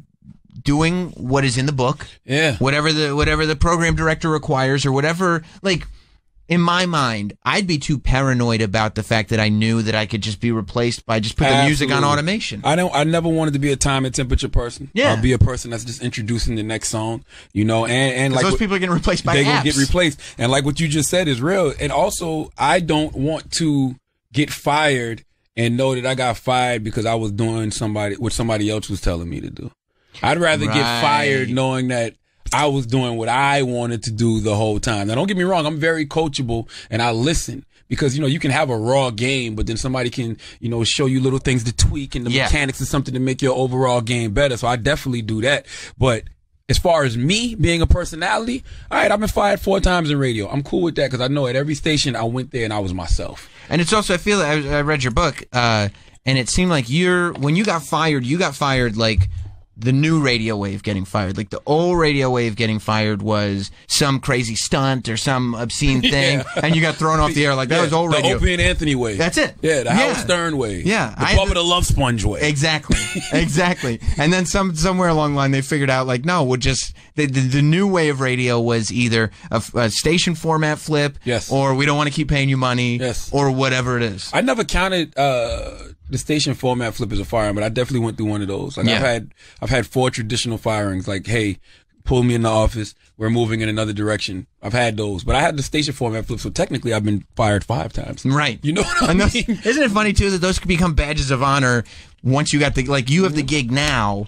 So those 5 firings are a badge of honor, but the 6th firing won't be a badge of honor until you get the 7th gig. Well, the beautiful thing about the game that we're in now, even if I've never been so not afraid to be fired at this point in my career. Is it because you've expanded into so many different spots? Because I've expanded into so many different spots. But also it's just like the subtitle. My book is called Black Privilege: Opportunity Comes to Those Who Create It. The subtitle, Opportunity Comes to Those Who Create It, I truly believe in, because we live in an era, if you want to get into broadcasting, you could just start a podcast.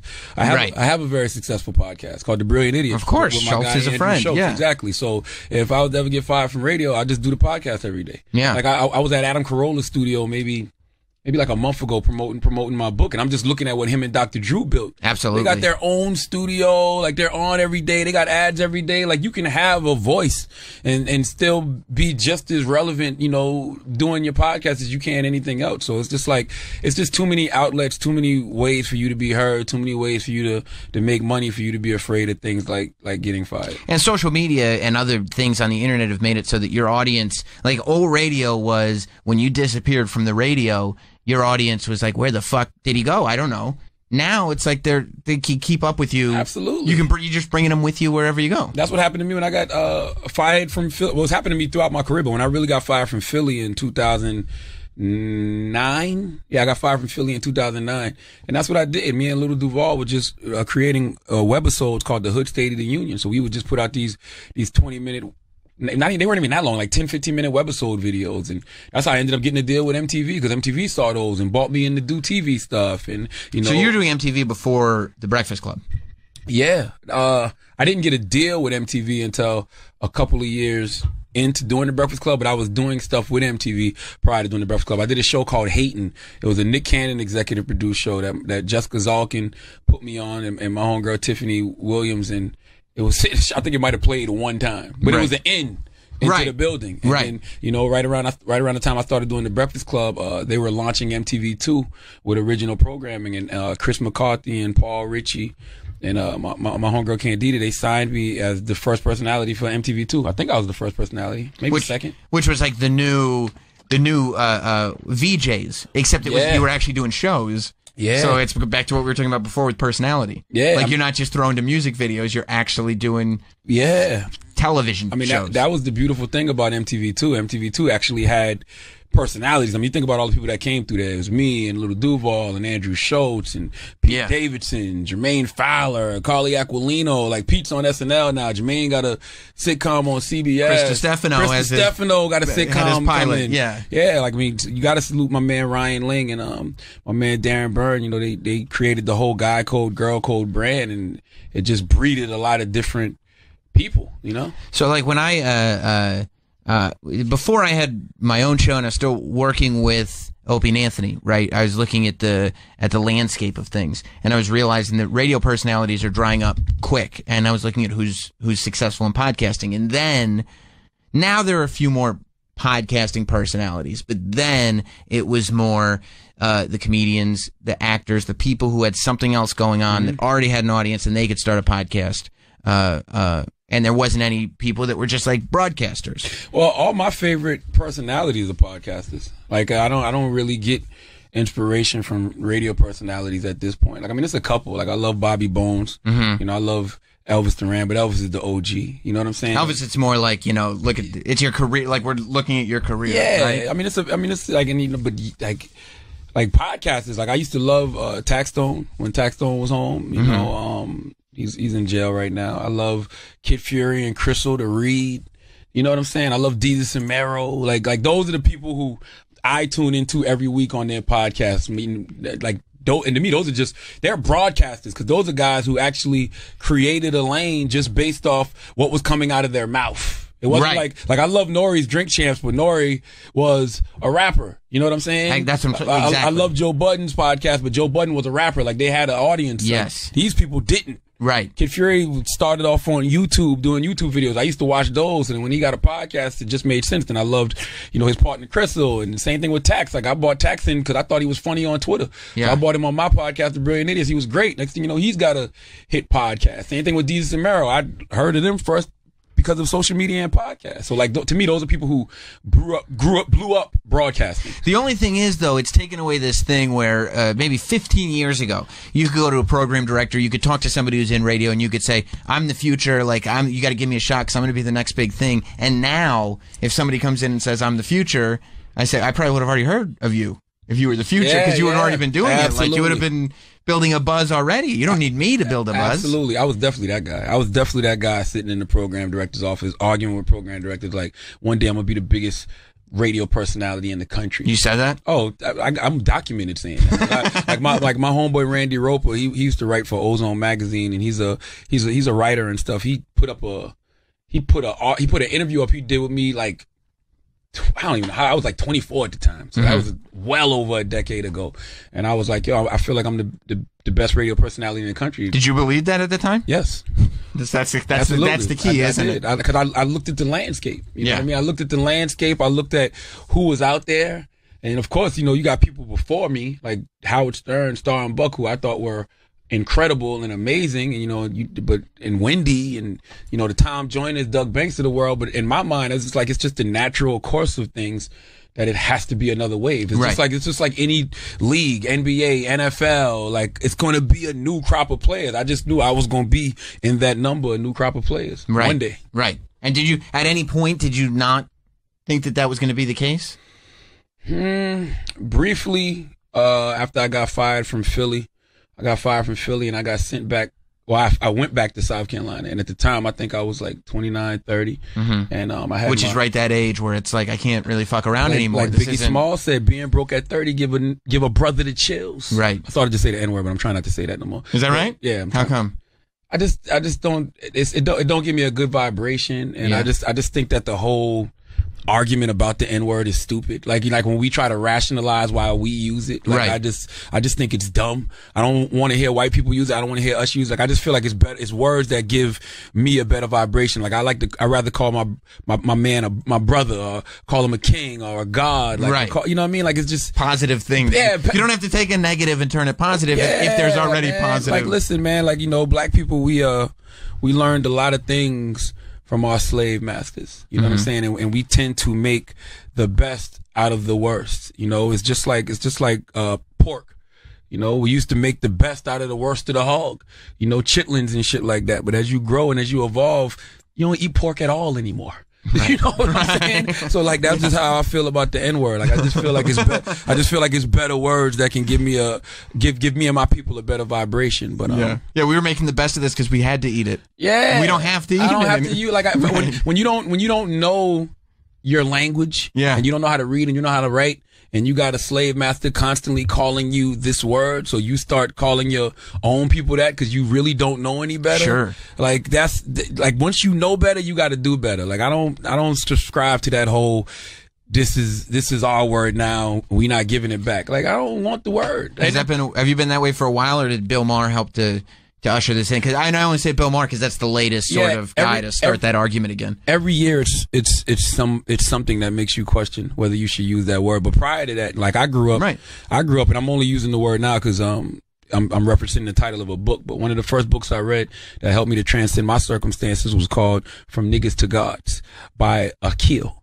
And in that book, he talks about how we should not be submitting our will to the N-word devil in us, but submitting our will to the God in us. And he was like, yo, we got to return everything we learned from the slave master back to the slave master, including the N-word, including that attitude, that behavior that comes along with that word. Like, and I always knew better. Like, and you listen to any of your elders that grew up in that era, they despise that word. Right. They don't, of course they do. It's a word of oppression, So I'm striving to not use it. Okay, so don't hold it against me if you hear me. It's a work in progress. It's a work in progress. It's an evolution, as you said. That's all. That's all. It's a work in progress. As people, we evolve. I wish I'd had those kind of influences, though. I mean, I know they have to come from pain, and I'm lucky to not have that kind of pain in my past.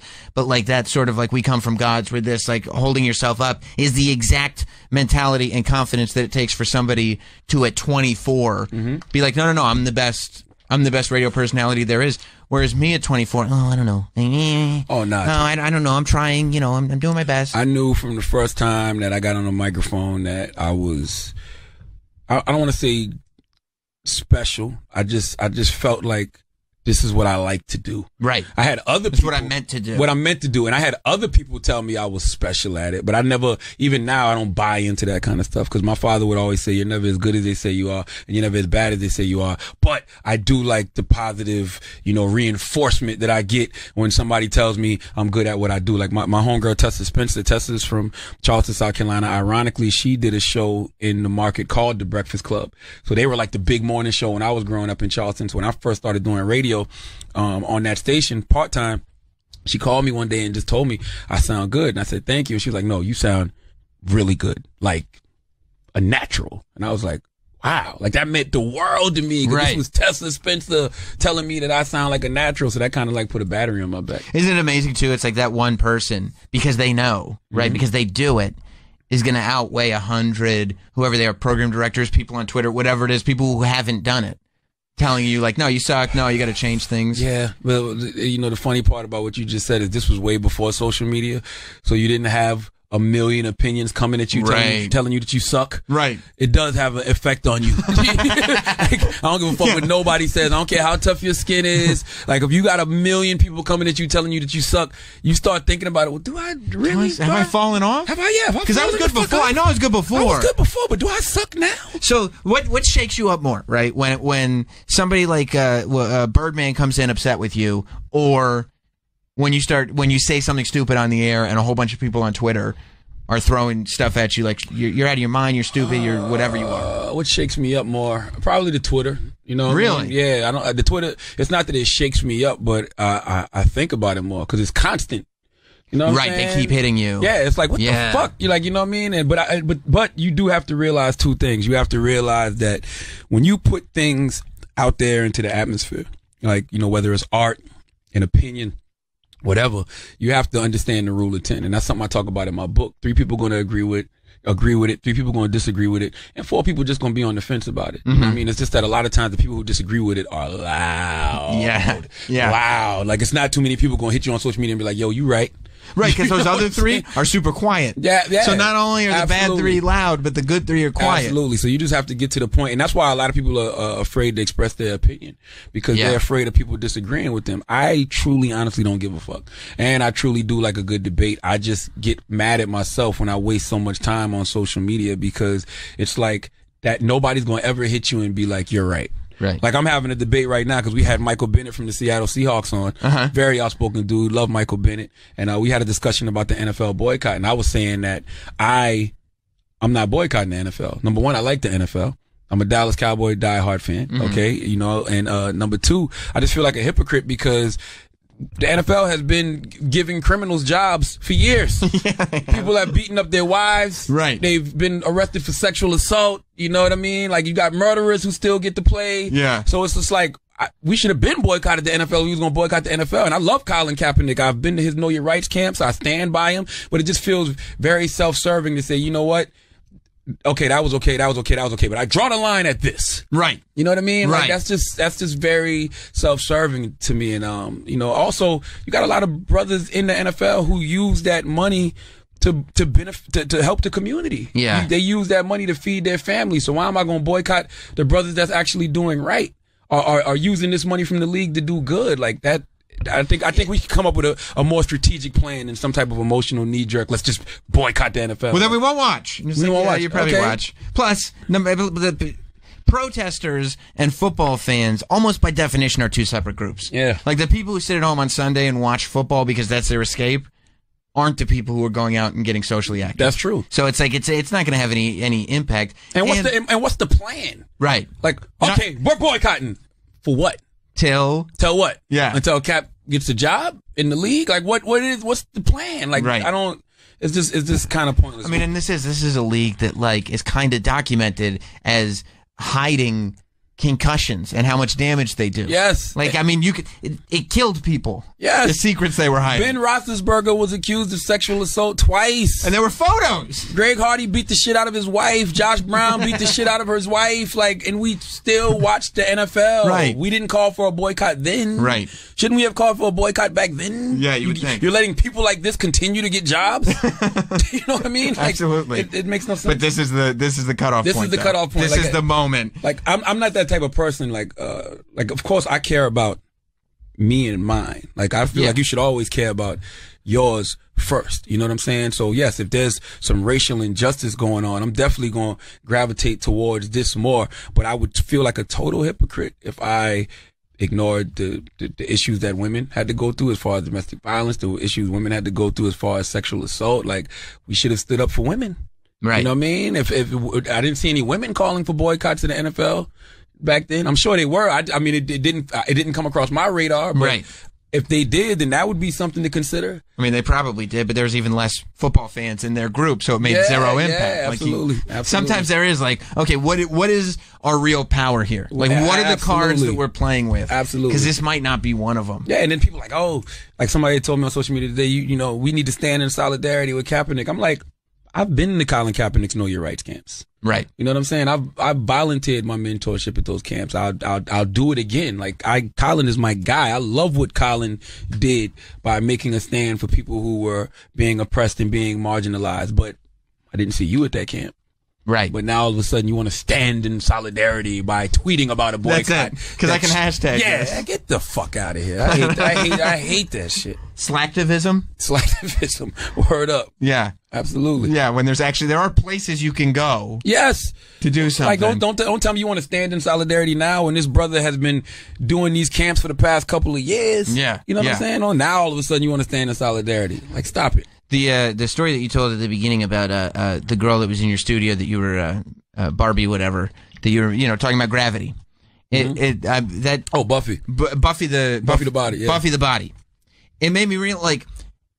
In my mind, I was like, okay, at one point you must have been goofing on celebrities, and then you got to this place where the celebrities were in your face, but it sounds like you were more interested in always just goofing on the people that were in your face.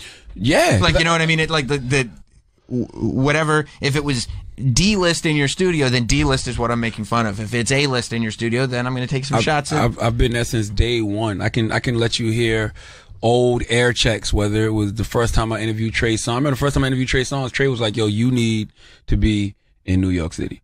I was just fucking with Trey. I was like, yo, you ain't no Omarion. I've always been a bit of an asshole, you know what I'm saying? But I'm also a fan at the end of the day. So my whole mentality is, why am I going to talk about a person when I can talk to a person? Right. Like, if I got questions about you, I'm going to ask you. If I think your music is whack or something you did was whack, I'm going to say it to you to get your opinion on it. Like, I've never understood the whole mentality of talking about people and not talking to them. That's why I didn't even understand when everybody was getting upset last week when Killer Mike and Michael Eric Dyson and Simone Sanders and Ice Cube were scheduled to be on Bill Maher.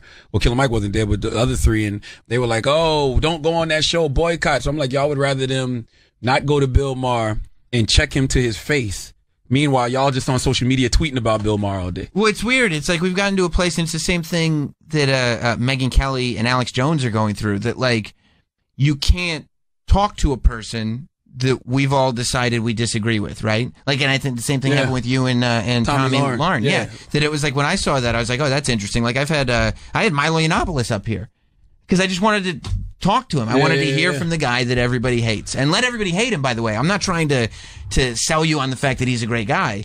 Yeah. But I'm trying to, like, this is the guy, right? Everybody's talking about him. Yeah. And I hate when people say things like, oh, you're giving those people a platform. No, they already got a platform. Yeah. You know what I'm saying? So the one thing that the thing that we can do is, if when we do talk to those people, we know that their audience is listening. We know our audience is listening. It's not about trying to soften him up or her up for our audience. Right. It's about us talking to their audience to kind of let their audience know, your man's full of shit. Right. This is what happens when he's in a real world situation. Yeah, or she's full of shit. Yeah. And I'm not, like, you've seen Tommy in situations, I haven't seen her win anything yet. Like, whenever she's talking to someone, she always ends up looking stupid.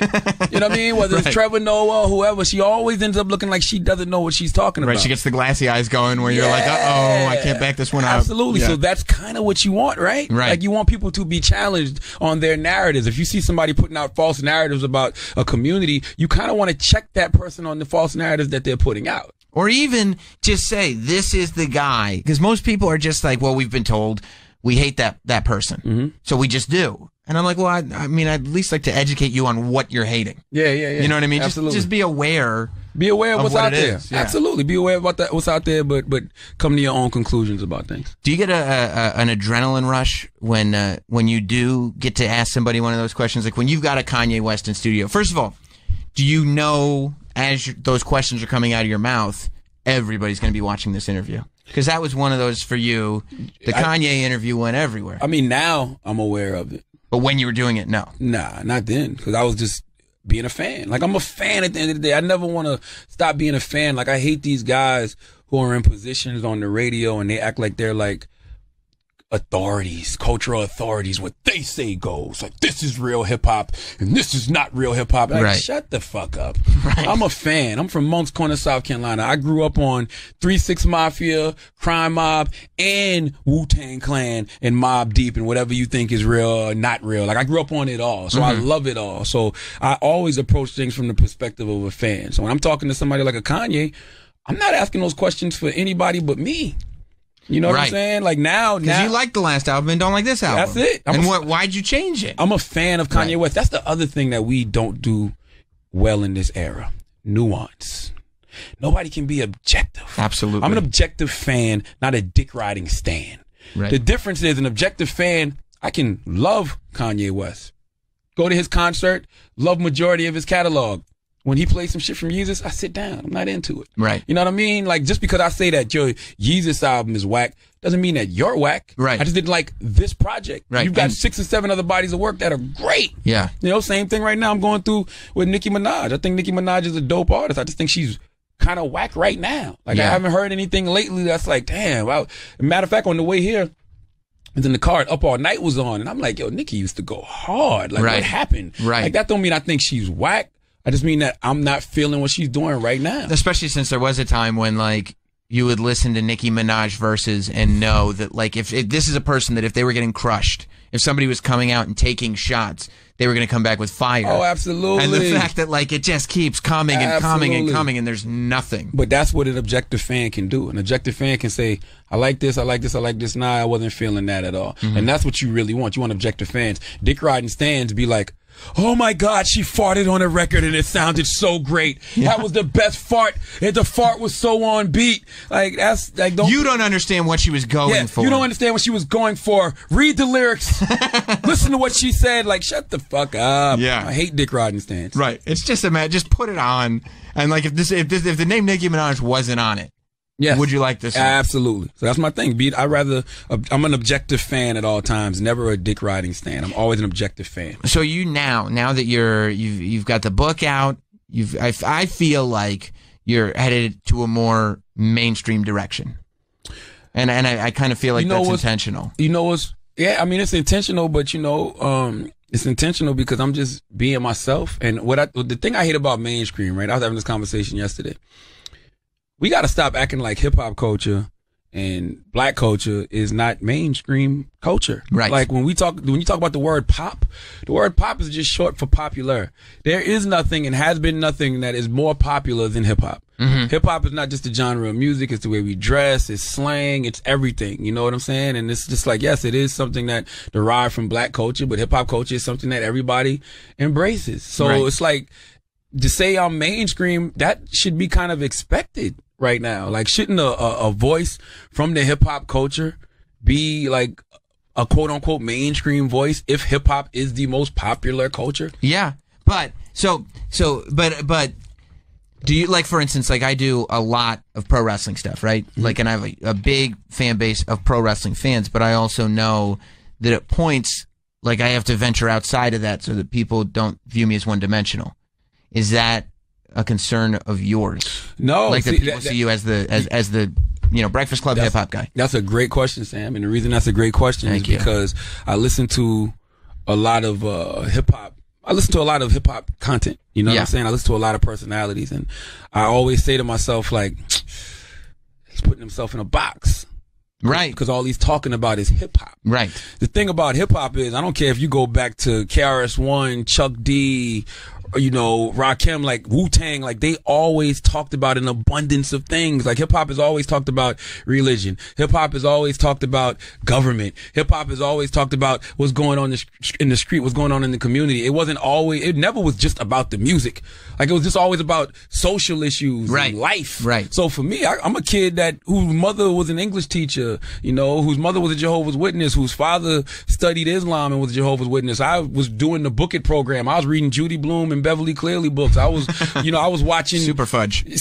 I was watching, you know, My Girl with Macaulay Culkin, but also watching Boys in the Hood and Menace to Society. Yeah. So I'm an abundance of things. I'm a Marvel Comics head. I grew up reading mad Marvel comics, so I grew up watching wrestling. Right. Like that's just all content. Like none of that is just all hip hop. And if you listen to artists from back in the day, Wu-Tang would reference kung fu movies and wrestling and comic books, like everything. So it's just like, who says hip hop has to be in a box? Hip hop is like one of the most diverse things out here. And isn't it amazing too that when the further out you go, the more you realize you can pull this from there, pull this from here. Like even something as silly as pro wrestling. Like, I just like it, whether it's some kind of lesson in presentation, or whatever it is, like comic books.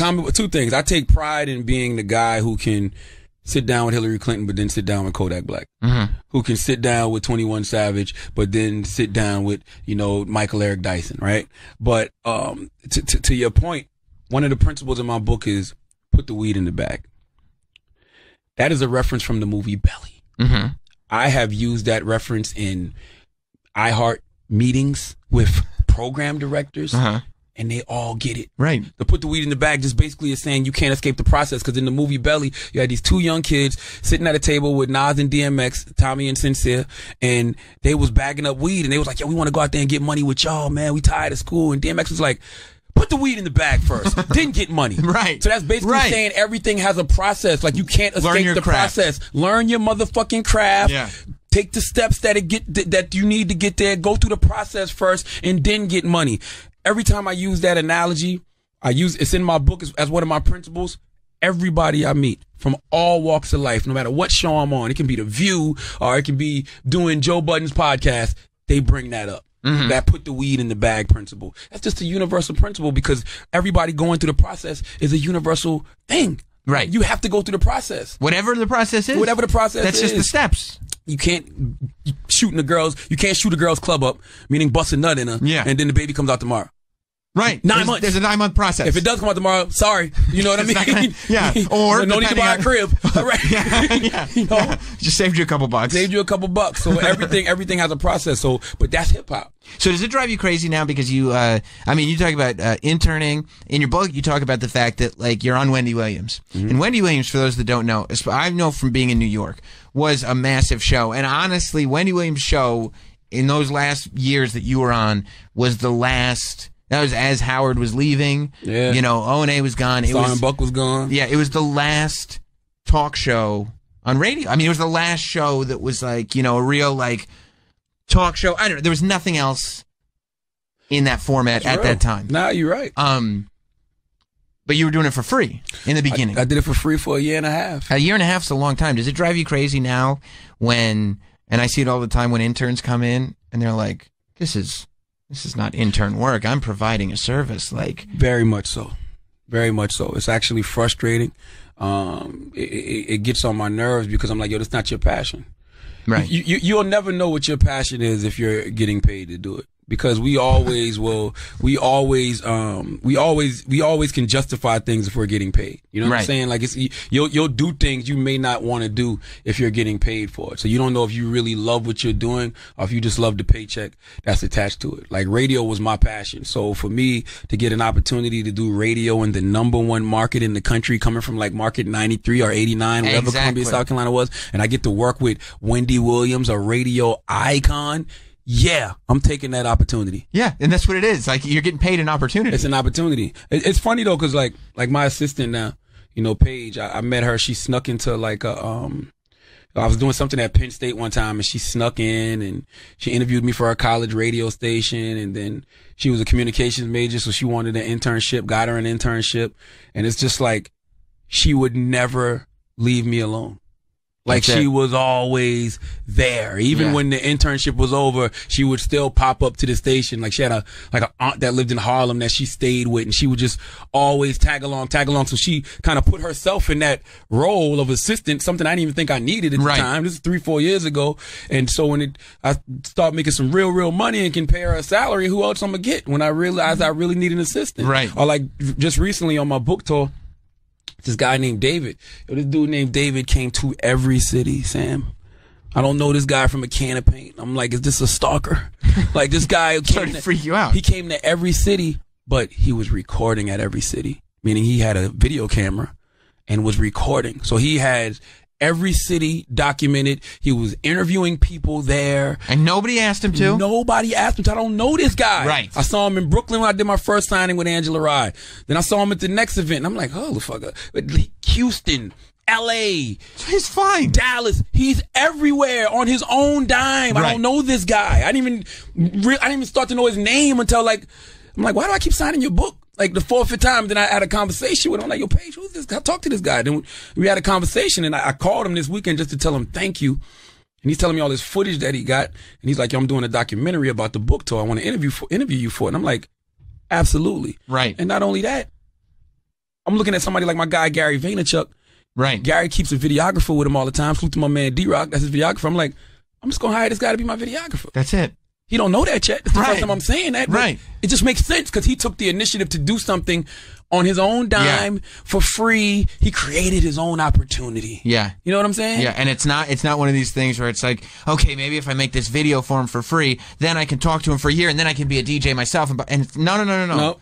This is just what he wants to do. That's what he wanted to do. He took the initiative, and I had a conversation. He was like, yo, I'm just a big supporter of you. I love everything that you do. And he was just like, I don't know. He just said something hit him. Like, I want to document this movement. Like, and I was like, wow. Yeah. So like that's what I mean when I say, opportunity comes to those who create it. Yeah. And that goes back to what I said about people recognizing opportunity when it's not a paycheck attached to it. Right. Because people do notice that work that you're putting in. I'm sorry. Yeah. They eventually will. And you hear from every person, right? I mean, and this goes across the board. And it works because I asked you when was the only time that you were like, oh, I might not be the best. And it was right before the Breakfast Club. And it's always like those moments where you're sitting there and you've been working for free and you've just been struggling. You're like, nobody notices. The minute before you're about to quit, don't quit. Yeah. And you'll be amazed at what the next. It wasn't that I was going to quit, and it wasn't that I felt like I wasn't the best.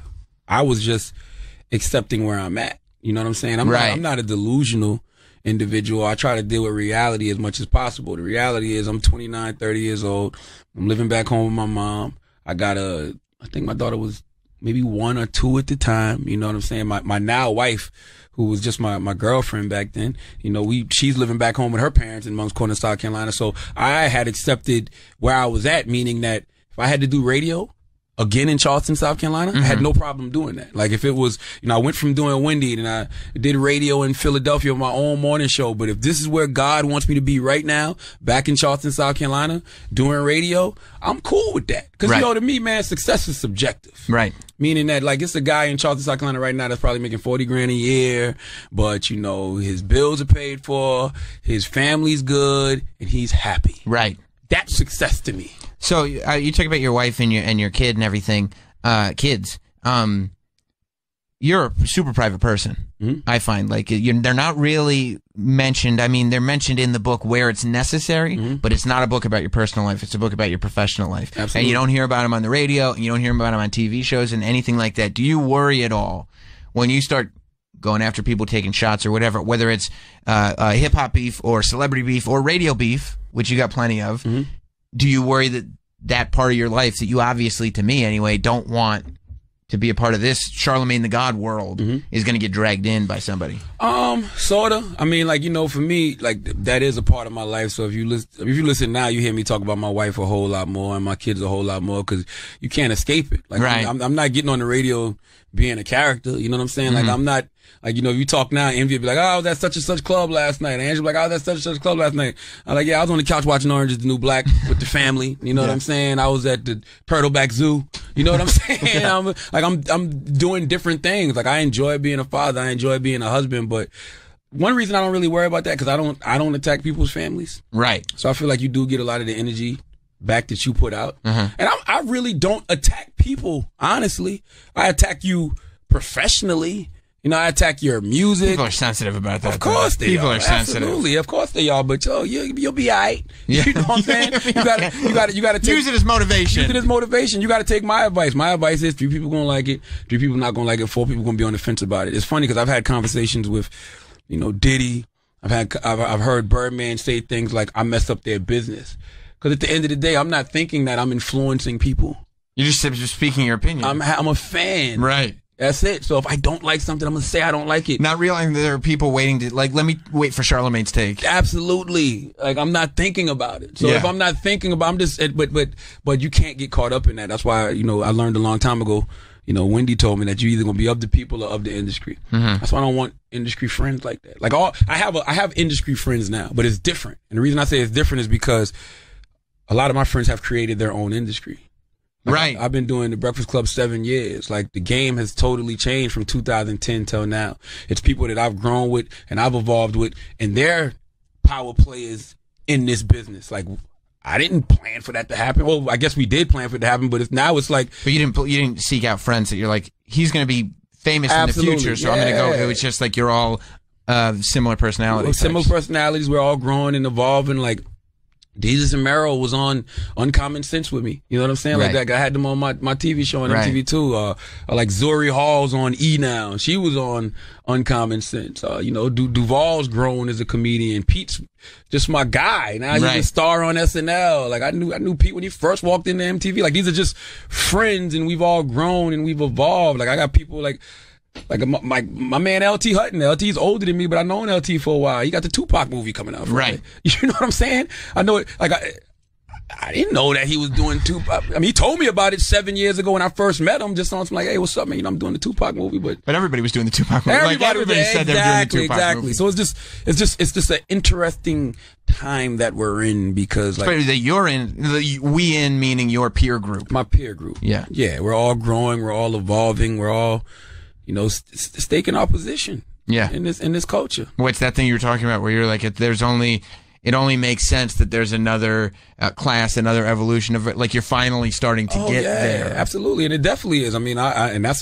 listen, I love throwing assists more than I like scoring points. So I'm always looking for that next voice, that next person. You know what I'm saying? That next talent. Cause I want to do what I feel like people did for me. People gave me a helping hand, people pointed me in the right direction. I feel like that's what we're supposed to do. We're here to make other people's lives easier. We've walked the path to show somebody else which way to go. Right. You know what I mean? I'm not one of those guys that's going to keep the information to myself. Right. You know what I mean? And not share the knowledge, not share the wisdom. Why wouldn't I? Did you think Hillary Clinton was placating when she said she carried around hot sauce in her bag? No, I thought she was serious because I watched the old interview from 92 or something, and she said that she keeps Tabasco on her hot sauce because it helps her immune system. Mm-hmm. So that was a real thing. So I don't think she was, but I mean, listen, she's a politician. All politicians pander. Right. You know what I'm saying? Right. Hillary just gets flack because she panders to black people, but let's be clear. All Democrats pander to black people. Right? And all Republicans pander to rich white people. This is the first time we saw Donald Trump pander to poor white people. Right. You know what I'm saying? Right, that's what happened. That's right. Politicians pander. That's what they do. They shake hands. They kiss babies. They tell you what they want you to hear because they want your vote. That's the way the game goes. It is what it is. So the book's called Black Privilege, and it's not. I think a lot of our listeners are going to be like, "What? It's not a militant black privilege book. Mm-hmm. Stand up, I'm black and I'm proud." It's take pride in whatever privilege it is that you were born with. If you're black, if you're Hispanic, if you're white, it's all privilege. I feel like first of all, life is a privilege. Right. I mean, I give the analogy all the time when your father busted off in your mother. It was 400 sperm cells. You know what I'm saying? One created you. Yeah. Well, I think we take for granted how much of a privilege human life is. That's the lottery. You could have been being a roach. born. Yeah, you could have been a roach. Yes. You could have been a lizard. You're a human being. Yeah. There's nobody on this planet whose DNA is like you. Nothing. So you have to take privilege and honor in being alive. Right. And you have to take privilege and honor in being whatever it is God made you. Right. I am a black man. So I take pride in being black. You know what I mean? It is a certain thing that comes with my blackness, you know, that's really dope to me. Mm-hmm. My father used to ride around playing James Brown, Say It Loud, I'm black and I'm proud. Like, you know, the people walking around with the Malcolm X hats and the African medallions. Like, it's a certain thing about black culture that is very dope to me, and I think it's a privilege and an honor to be in this black skin. And guess what? If you're white, you should feel that way too. Right. If you're Asian, you should feel that way too. If you're Jewish, you should feel that way too. And I feel like we all have to use our respective privileges to combat whatever prejudice is out there. Like, if you're a white person, use your white privilege to combat prejudice. You know what I mean? If you see somebody that looks like you and they're being racist and they're being a bigot, check them on that. If you're a man, use your privilege, your male privilege, to combat sexism. If you're a straight man and you see a gay person getting bullied, use your straight privilege to, you know, come to the defense of this homosexual. Like that, we all have to use our privileges to combat prejudices. And instead of aligning yourself with like, and by the way, like privilege doesn't mean and fuck you because you're not. Like, it's not like not at all. Like white privilege, and if you're not white, you don't have the privilege. It's like no. Like it's about aligning yourself, I think, with what you were talking about, with other people who are prideful of whatever it is. Yeah, because words mean something. Like, right. You know, of course, privilege means, you know, a set of advantages granted to a certain community, but privilege also means an honor to be. You know what I'm saying? Mm-hmm. Like, it's a privilege and an honor to be whatever it is you are. So I think it's a privilege and an honor to be black. So it's so the book is principles that Charlemagne lives his life by, but it's a half memoir too, in the sense that like you're going over where you came from and how you got to where you're at, and I think that that's a valuable story because, you know, there's a lot of people trying to figure out how to navigate this world, especially in entertainment and personality-based whatever. And I think listening to other people's stories of how they got there is not going to clear the path for you. That's not a road for you to walk down, but it's at least like using the principles to apply to whatever it is that you want to pursue, whatever you're passionate about. Well, that's what I tell people all the time. It's like, I don't want people to read this book and think that it's a blueprint to be the next Charlemagne or even a blueprint to be in radio. It's just a blueprint for you to be inspired and be the best you. But I was able to. I tweeted you about it. I slammed through it on an airplane ride. I ended up just like going through the whole thing, and the stories I can't keep out of my mind are the stories of you as a kid. Yeah. In school, having a good laugh. Good laugh, man. A good laugh. My God. Me and You tell this story, right? You explain what a good laugh is, where it's you and your buddy, and it's just pranks, and you'd say that's a good laugh. Good laugh. And I say, we go, good laugh, good laugh. And so I'm sitting there going like, oh, we're gonna get some stories of innocent pranks, and you're like, yeah, we had this one teacher, and he had giant testicles, and he had these tight pants. You could see his giant testicles, and I'm like, oh, where's this going? And then you're like, so we snuck under the desk and we stabbed him in the balls with a pencil. And I'm like, sharp number 2 pencil. And this shit was so funny because he kicked his leg up because he had one of those desks with just the 4 legs. So he kicked his legs up and the desk went up in the air.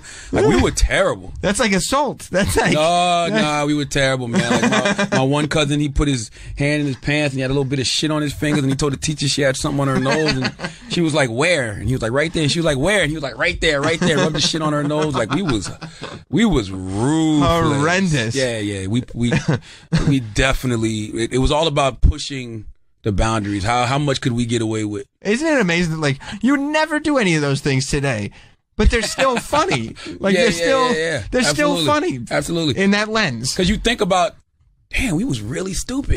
That's why I don't judge a lot of the things that, even though a lot of things I see now are like really dumb. I'm like, yo, this is really stupid. Like, we were really stupid too. Like, and I'm wondering if the lens of social media makes things look even worse. Because in the sense that everything's public. Yeah. Because if you put some of that stuff that we did on social media through the lens of Instagram, you watching the teacher get stabbed in the nuts with a pencil. Right. Like, what the fuck is wrong with these kids? That's what I was saying. What the fuck's wrong with this? What the fuck's wrong with the society now? Yeah. You know what I mean? Yeah, we're the parents. Who's raising these kids? Yeah, Where's the violence coming from? And you're like, no, they're just having a good laugh. They're having a good fucking laugh. That's all it was. Right. A good fucking laugh. It's just a good laugh. And nothing was off limits. If your parents were on crack, you was clowning you. Right. If you was in the paper and we saw that you was getting evicted, we were clowning you. Right. You know what I'm saying? Like, it was really, really bad. That's what I was saying, I don't know, the other day on the air, that, like, you know, the question is, does it bounce back? Because we've become so much more sort of, the words, I don't know, I don't like the word tolerant, but the accepting and sort of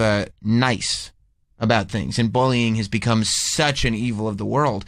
And, like, the question was, do we bounce back? And I don't think anytime soon, because it seems like the new rebellion for young people is to declare everything that's wrong. Like, the new rebellion is to not do any of that stuff. Yeah. And for a kid to be able to tell you were wrong for doing that stuff, and the stuff that you're thinking now is wrong. Like, that to me feels like the new rebellion. We're in a very odd era because we're in an era that is so politically correct, but then so politically incorrect at the same fucking time.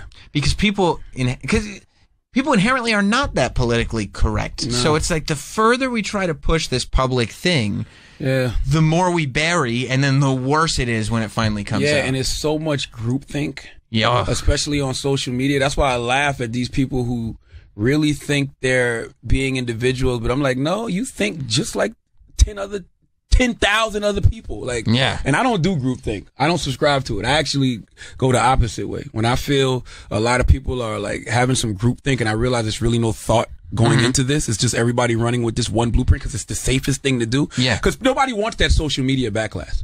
Nobody wants it's the worst thing in the world. It's the worst thing in the world. It makes you look like you're such a piece of shit. You're being attacked by all these people. Everybody's watching it. It's never going to end. And it's never going to end. So nobody wants to actually say something that people disagree with. Like right now, I notice me saying that I'm not going to boycott the NFL is about to be a thing. Right. But it's just like, so? Yeah. I'm entitled to that opinion. And my opinion is very valid because I'm not going to boycott, something when I know that it's a lot of other brothers who are using that money to help the community. Yeah. You know what I'm saying? And I don't personally want to feel like a hypocrite. At the end of the day, it's all about, am I comfortable? Right. I don't do things to make you comfortable. Listen, man, the truth is the truth, regardless of if 100 people believe it or one person believes it. So I believe in my truth. Right. Because my truth will always sustain me and always keep me where I need to be. Right.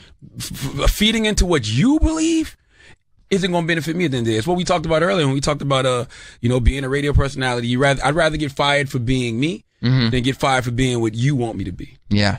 Well, listen, man, I could talk to you for hours upon hours upon hours, but we got to let you go. Pick up the book. Yeah, man. It's been a New York Times bestseller for 7 weeks straight. I don't know when this is coming out, but But as of right now, it's been a New York Times bestseller for 7 weeks straight. It debuted at number 6. Did you think it would be that successful?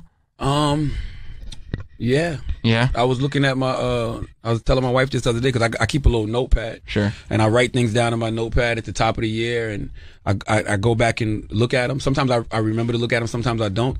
And this particular notepad, I have been writing things down in it since 2014. And I would constantly write, because the original concept for my book, before I even started writing it, I was going to call it, I Don't Give a Fuck and Neither Should You. A self-help guide on how not to give a fuck. So I would constantly write down the title of this book, and I would say it's going to be a New York Times bestseller. It's going to be a New York Times bestseller, and it's going to take me to another level. Like, I would constantly write this over and over since 2014. And then, like, I was even watching things that I was writing at the top of 2016, and it was like I had changed, like, it was this untitled book because I had moved away from that concept, but I was still writing this book will be a New York Times bestseller. But for years you've known in your head the next step is a book, and that's what launches me to the next plateau in my career. Absolutely. Yeah. And then I saw it. It did it for Steve Harvey. It did it for people like. Do you feel a difference? I mean, it's only been weeks, but. Nah, I do immediately. Yeah. A couple months. It's just like, I mean, the spaces you get in are different. Like, I've never been on The View. Right. I never been to BookCon. Right. I was supposed to do Politicon. What the fuck they got me a Politicon? I was scheduled to do Politicon. Like what? I can't do it because I have a show that I'm executive producing that'll be announced soon that I have to be there for. But why the fuck y'all want me at Politicon? And that's a good lesson too. I know we got to go, but that's a good lesson is that, like, you see something and you're like, I know as an individual, as me, I should be doing that, whether it's The View or BookCon or Politicon or whatever it is. And you're like, but that doesn't come to the asshole on the radio. Who does it? And then it's like, okay, well, how do I put myself in that conversation? Yeah. And the answer is like, I mean, something like a book. But the best thing about the book is I didn't create the book for that. I created the book because I truly wanted to empower people. Right. I wanted to enlighten people. That's why the book is 8 principles that I learned in my life that I'm sharing with people. I read mad self-help. I love Malcolm Gladwell. I love Malcolm Gladwell. Gladwell's actually a friend of mine now. Joel Osteen came in here once. I love Joel Osteen. He came in and he was coming out of the bathroom and I was going into the bathroom. And he grabbed my hand and he shook it and he said, "God bless you. It's good to see you." And I was like, "It's great to see you too, man." Like I was like, that was way overly familiar, but wait. I went into the bathroom and I was like, that was like, okay. And then the next day, the talent booker who was walking him around, he was like, "Did Joel Osteen come up to you?" I was like, "Yeah." He goes, "Yeah. He thought you were Malcolm Gladwell." I've never met Joel. He signed the book and sent it to me though. And I'll tell you this too, another Malcolm Gladwell. I've never met Malcolm Gladwell. Great guy. The other thing is, we had Chris Rock on the show. It was still Opie and Anthony then. This was years ago. And he came in, when he was filming Top 5. And I was a producer, I was in studio producer, I was on the air with them, blah, blah, blah. And, aren't you in Top 5? Because Chris Rock came in. I just thought about that. You're in Top 5. Yes, because you're doing the drops for him. Chris Rock came in, and he goes, "Oh, Malcolm Gladwell," like on the radio show. And something, to me, it's clear now, knowing the way things work, something just clicked in his head where he thought that was funny. Because after the show, he filmed in the studio for Top 5, and then I went to see Top 5, and like, I was all over it. You didn't know you was in it? No, I mean, I knew he had filmed in the room, but I didn't have any lines. So when he was asking you to do the drops, you didn't know what you was doing the drops for? Well, I was in the room as he was doing one of the radio interviews. Gotcha. Like, it was the same scene. Yeah. And so, like, I knew that, like, but I could have been set decoration. I could have been in for a second. Like, you just don't know how it's going to get edited. I thought you, hold on, maybe I'm bugging. I thought you were the guy that told him, okay, we'll keep that one. No, it was the same scene. Okay. That was, I'm blanking on his name. That was a comedian. Fuck, I'll think of it as soon as this is over. But just before, when he's doing the tour up here, Sirius, he goes in and he does Opie and Anthony. Got you. Okay. And I'm in the room with them. You are. All right. And in my head, I'm going like, I'm probably not in this. Like, they probably just crop me out. It's easy to do. But like, the reason you thought that was me is because I got more screen time than anybody in that thing. Yeah. And I'm convinced to this day it's just because he got a kick out of the fact that he thought I looked like Malcolm Gladwell. Hilarious. But I love Malcolm. I love Ryan Holiday. I love Robert Greene. I love Wayne W. Dyer. So I just wanted to create a self-help book for the hood. And just to put a bow on it, I wanted to create a self-help book for the hood. And I put that energy out there, and that energy is coming back tenfold. So I always say, I even say in the book, it never hurts to help. Right. So this book is something that I'm hoping helps people. And I feel like I'm getting a lot of good energy back. That's taking me to another level. Well, there it is. I mean, I'm happy it's out. I enjoyed it thoroughly. Everybody should go out and get the book. And what other projects do you want to plug? I mean, the Breakfast Club is every day, Monday through Friday, 6 a.m. to 10 a.m. We're in 70 markets now, 150 countries through the Armed Forces Network. Crushing on YouTube, too. Killing on YouTube. The Brilliant Idiots podcast. You Yes. can listen to that every week on iTunes, SoundCloud, whatever else. And I got a lot of shows that I'm executive producing that people are about to see really, really soon. It's funny because one show starts tomorrow. We start filming on that tomorrow, and then the other show starts filming next week. I'm not on the show that starts tomorrow. It stars a talent that we all know and love by the name of Nore. So salute to Nori. You know what I mean? Nice. The show I'm on next week is a show for MTV because we bringing back the culture at MTV. You know what I mean, you see Ludacris hosting Fear Factor, and my man. It's a lot of good things coming to MTV, and one of the shows I'm executive producer. We start filming next week. So, well, whenever you want to plug these shows, hit me up. Come Absolutely. back, man. Thank you, Sam. Good talking to you. We'll see you again. Goodbye, everybody. Yes, sir.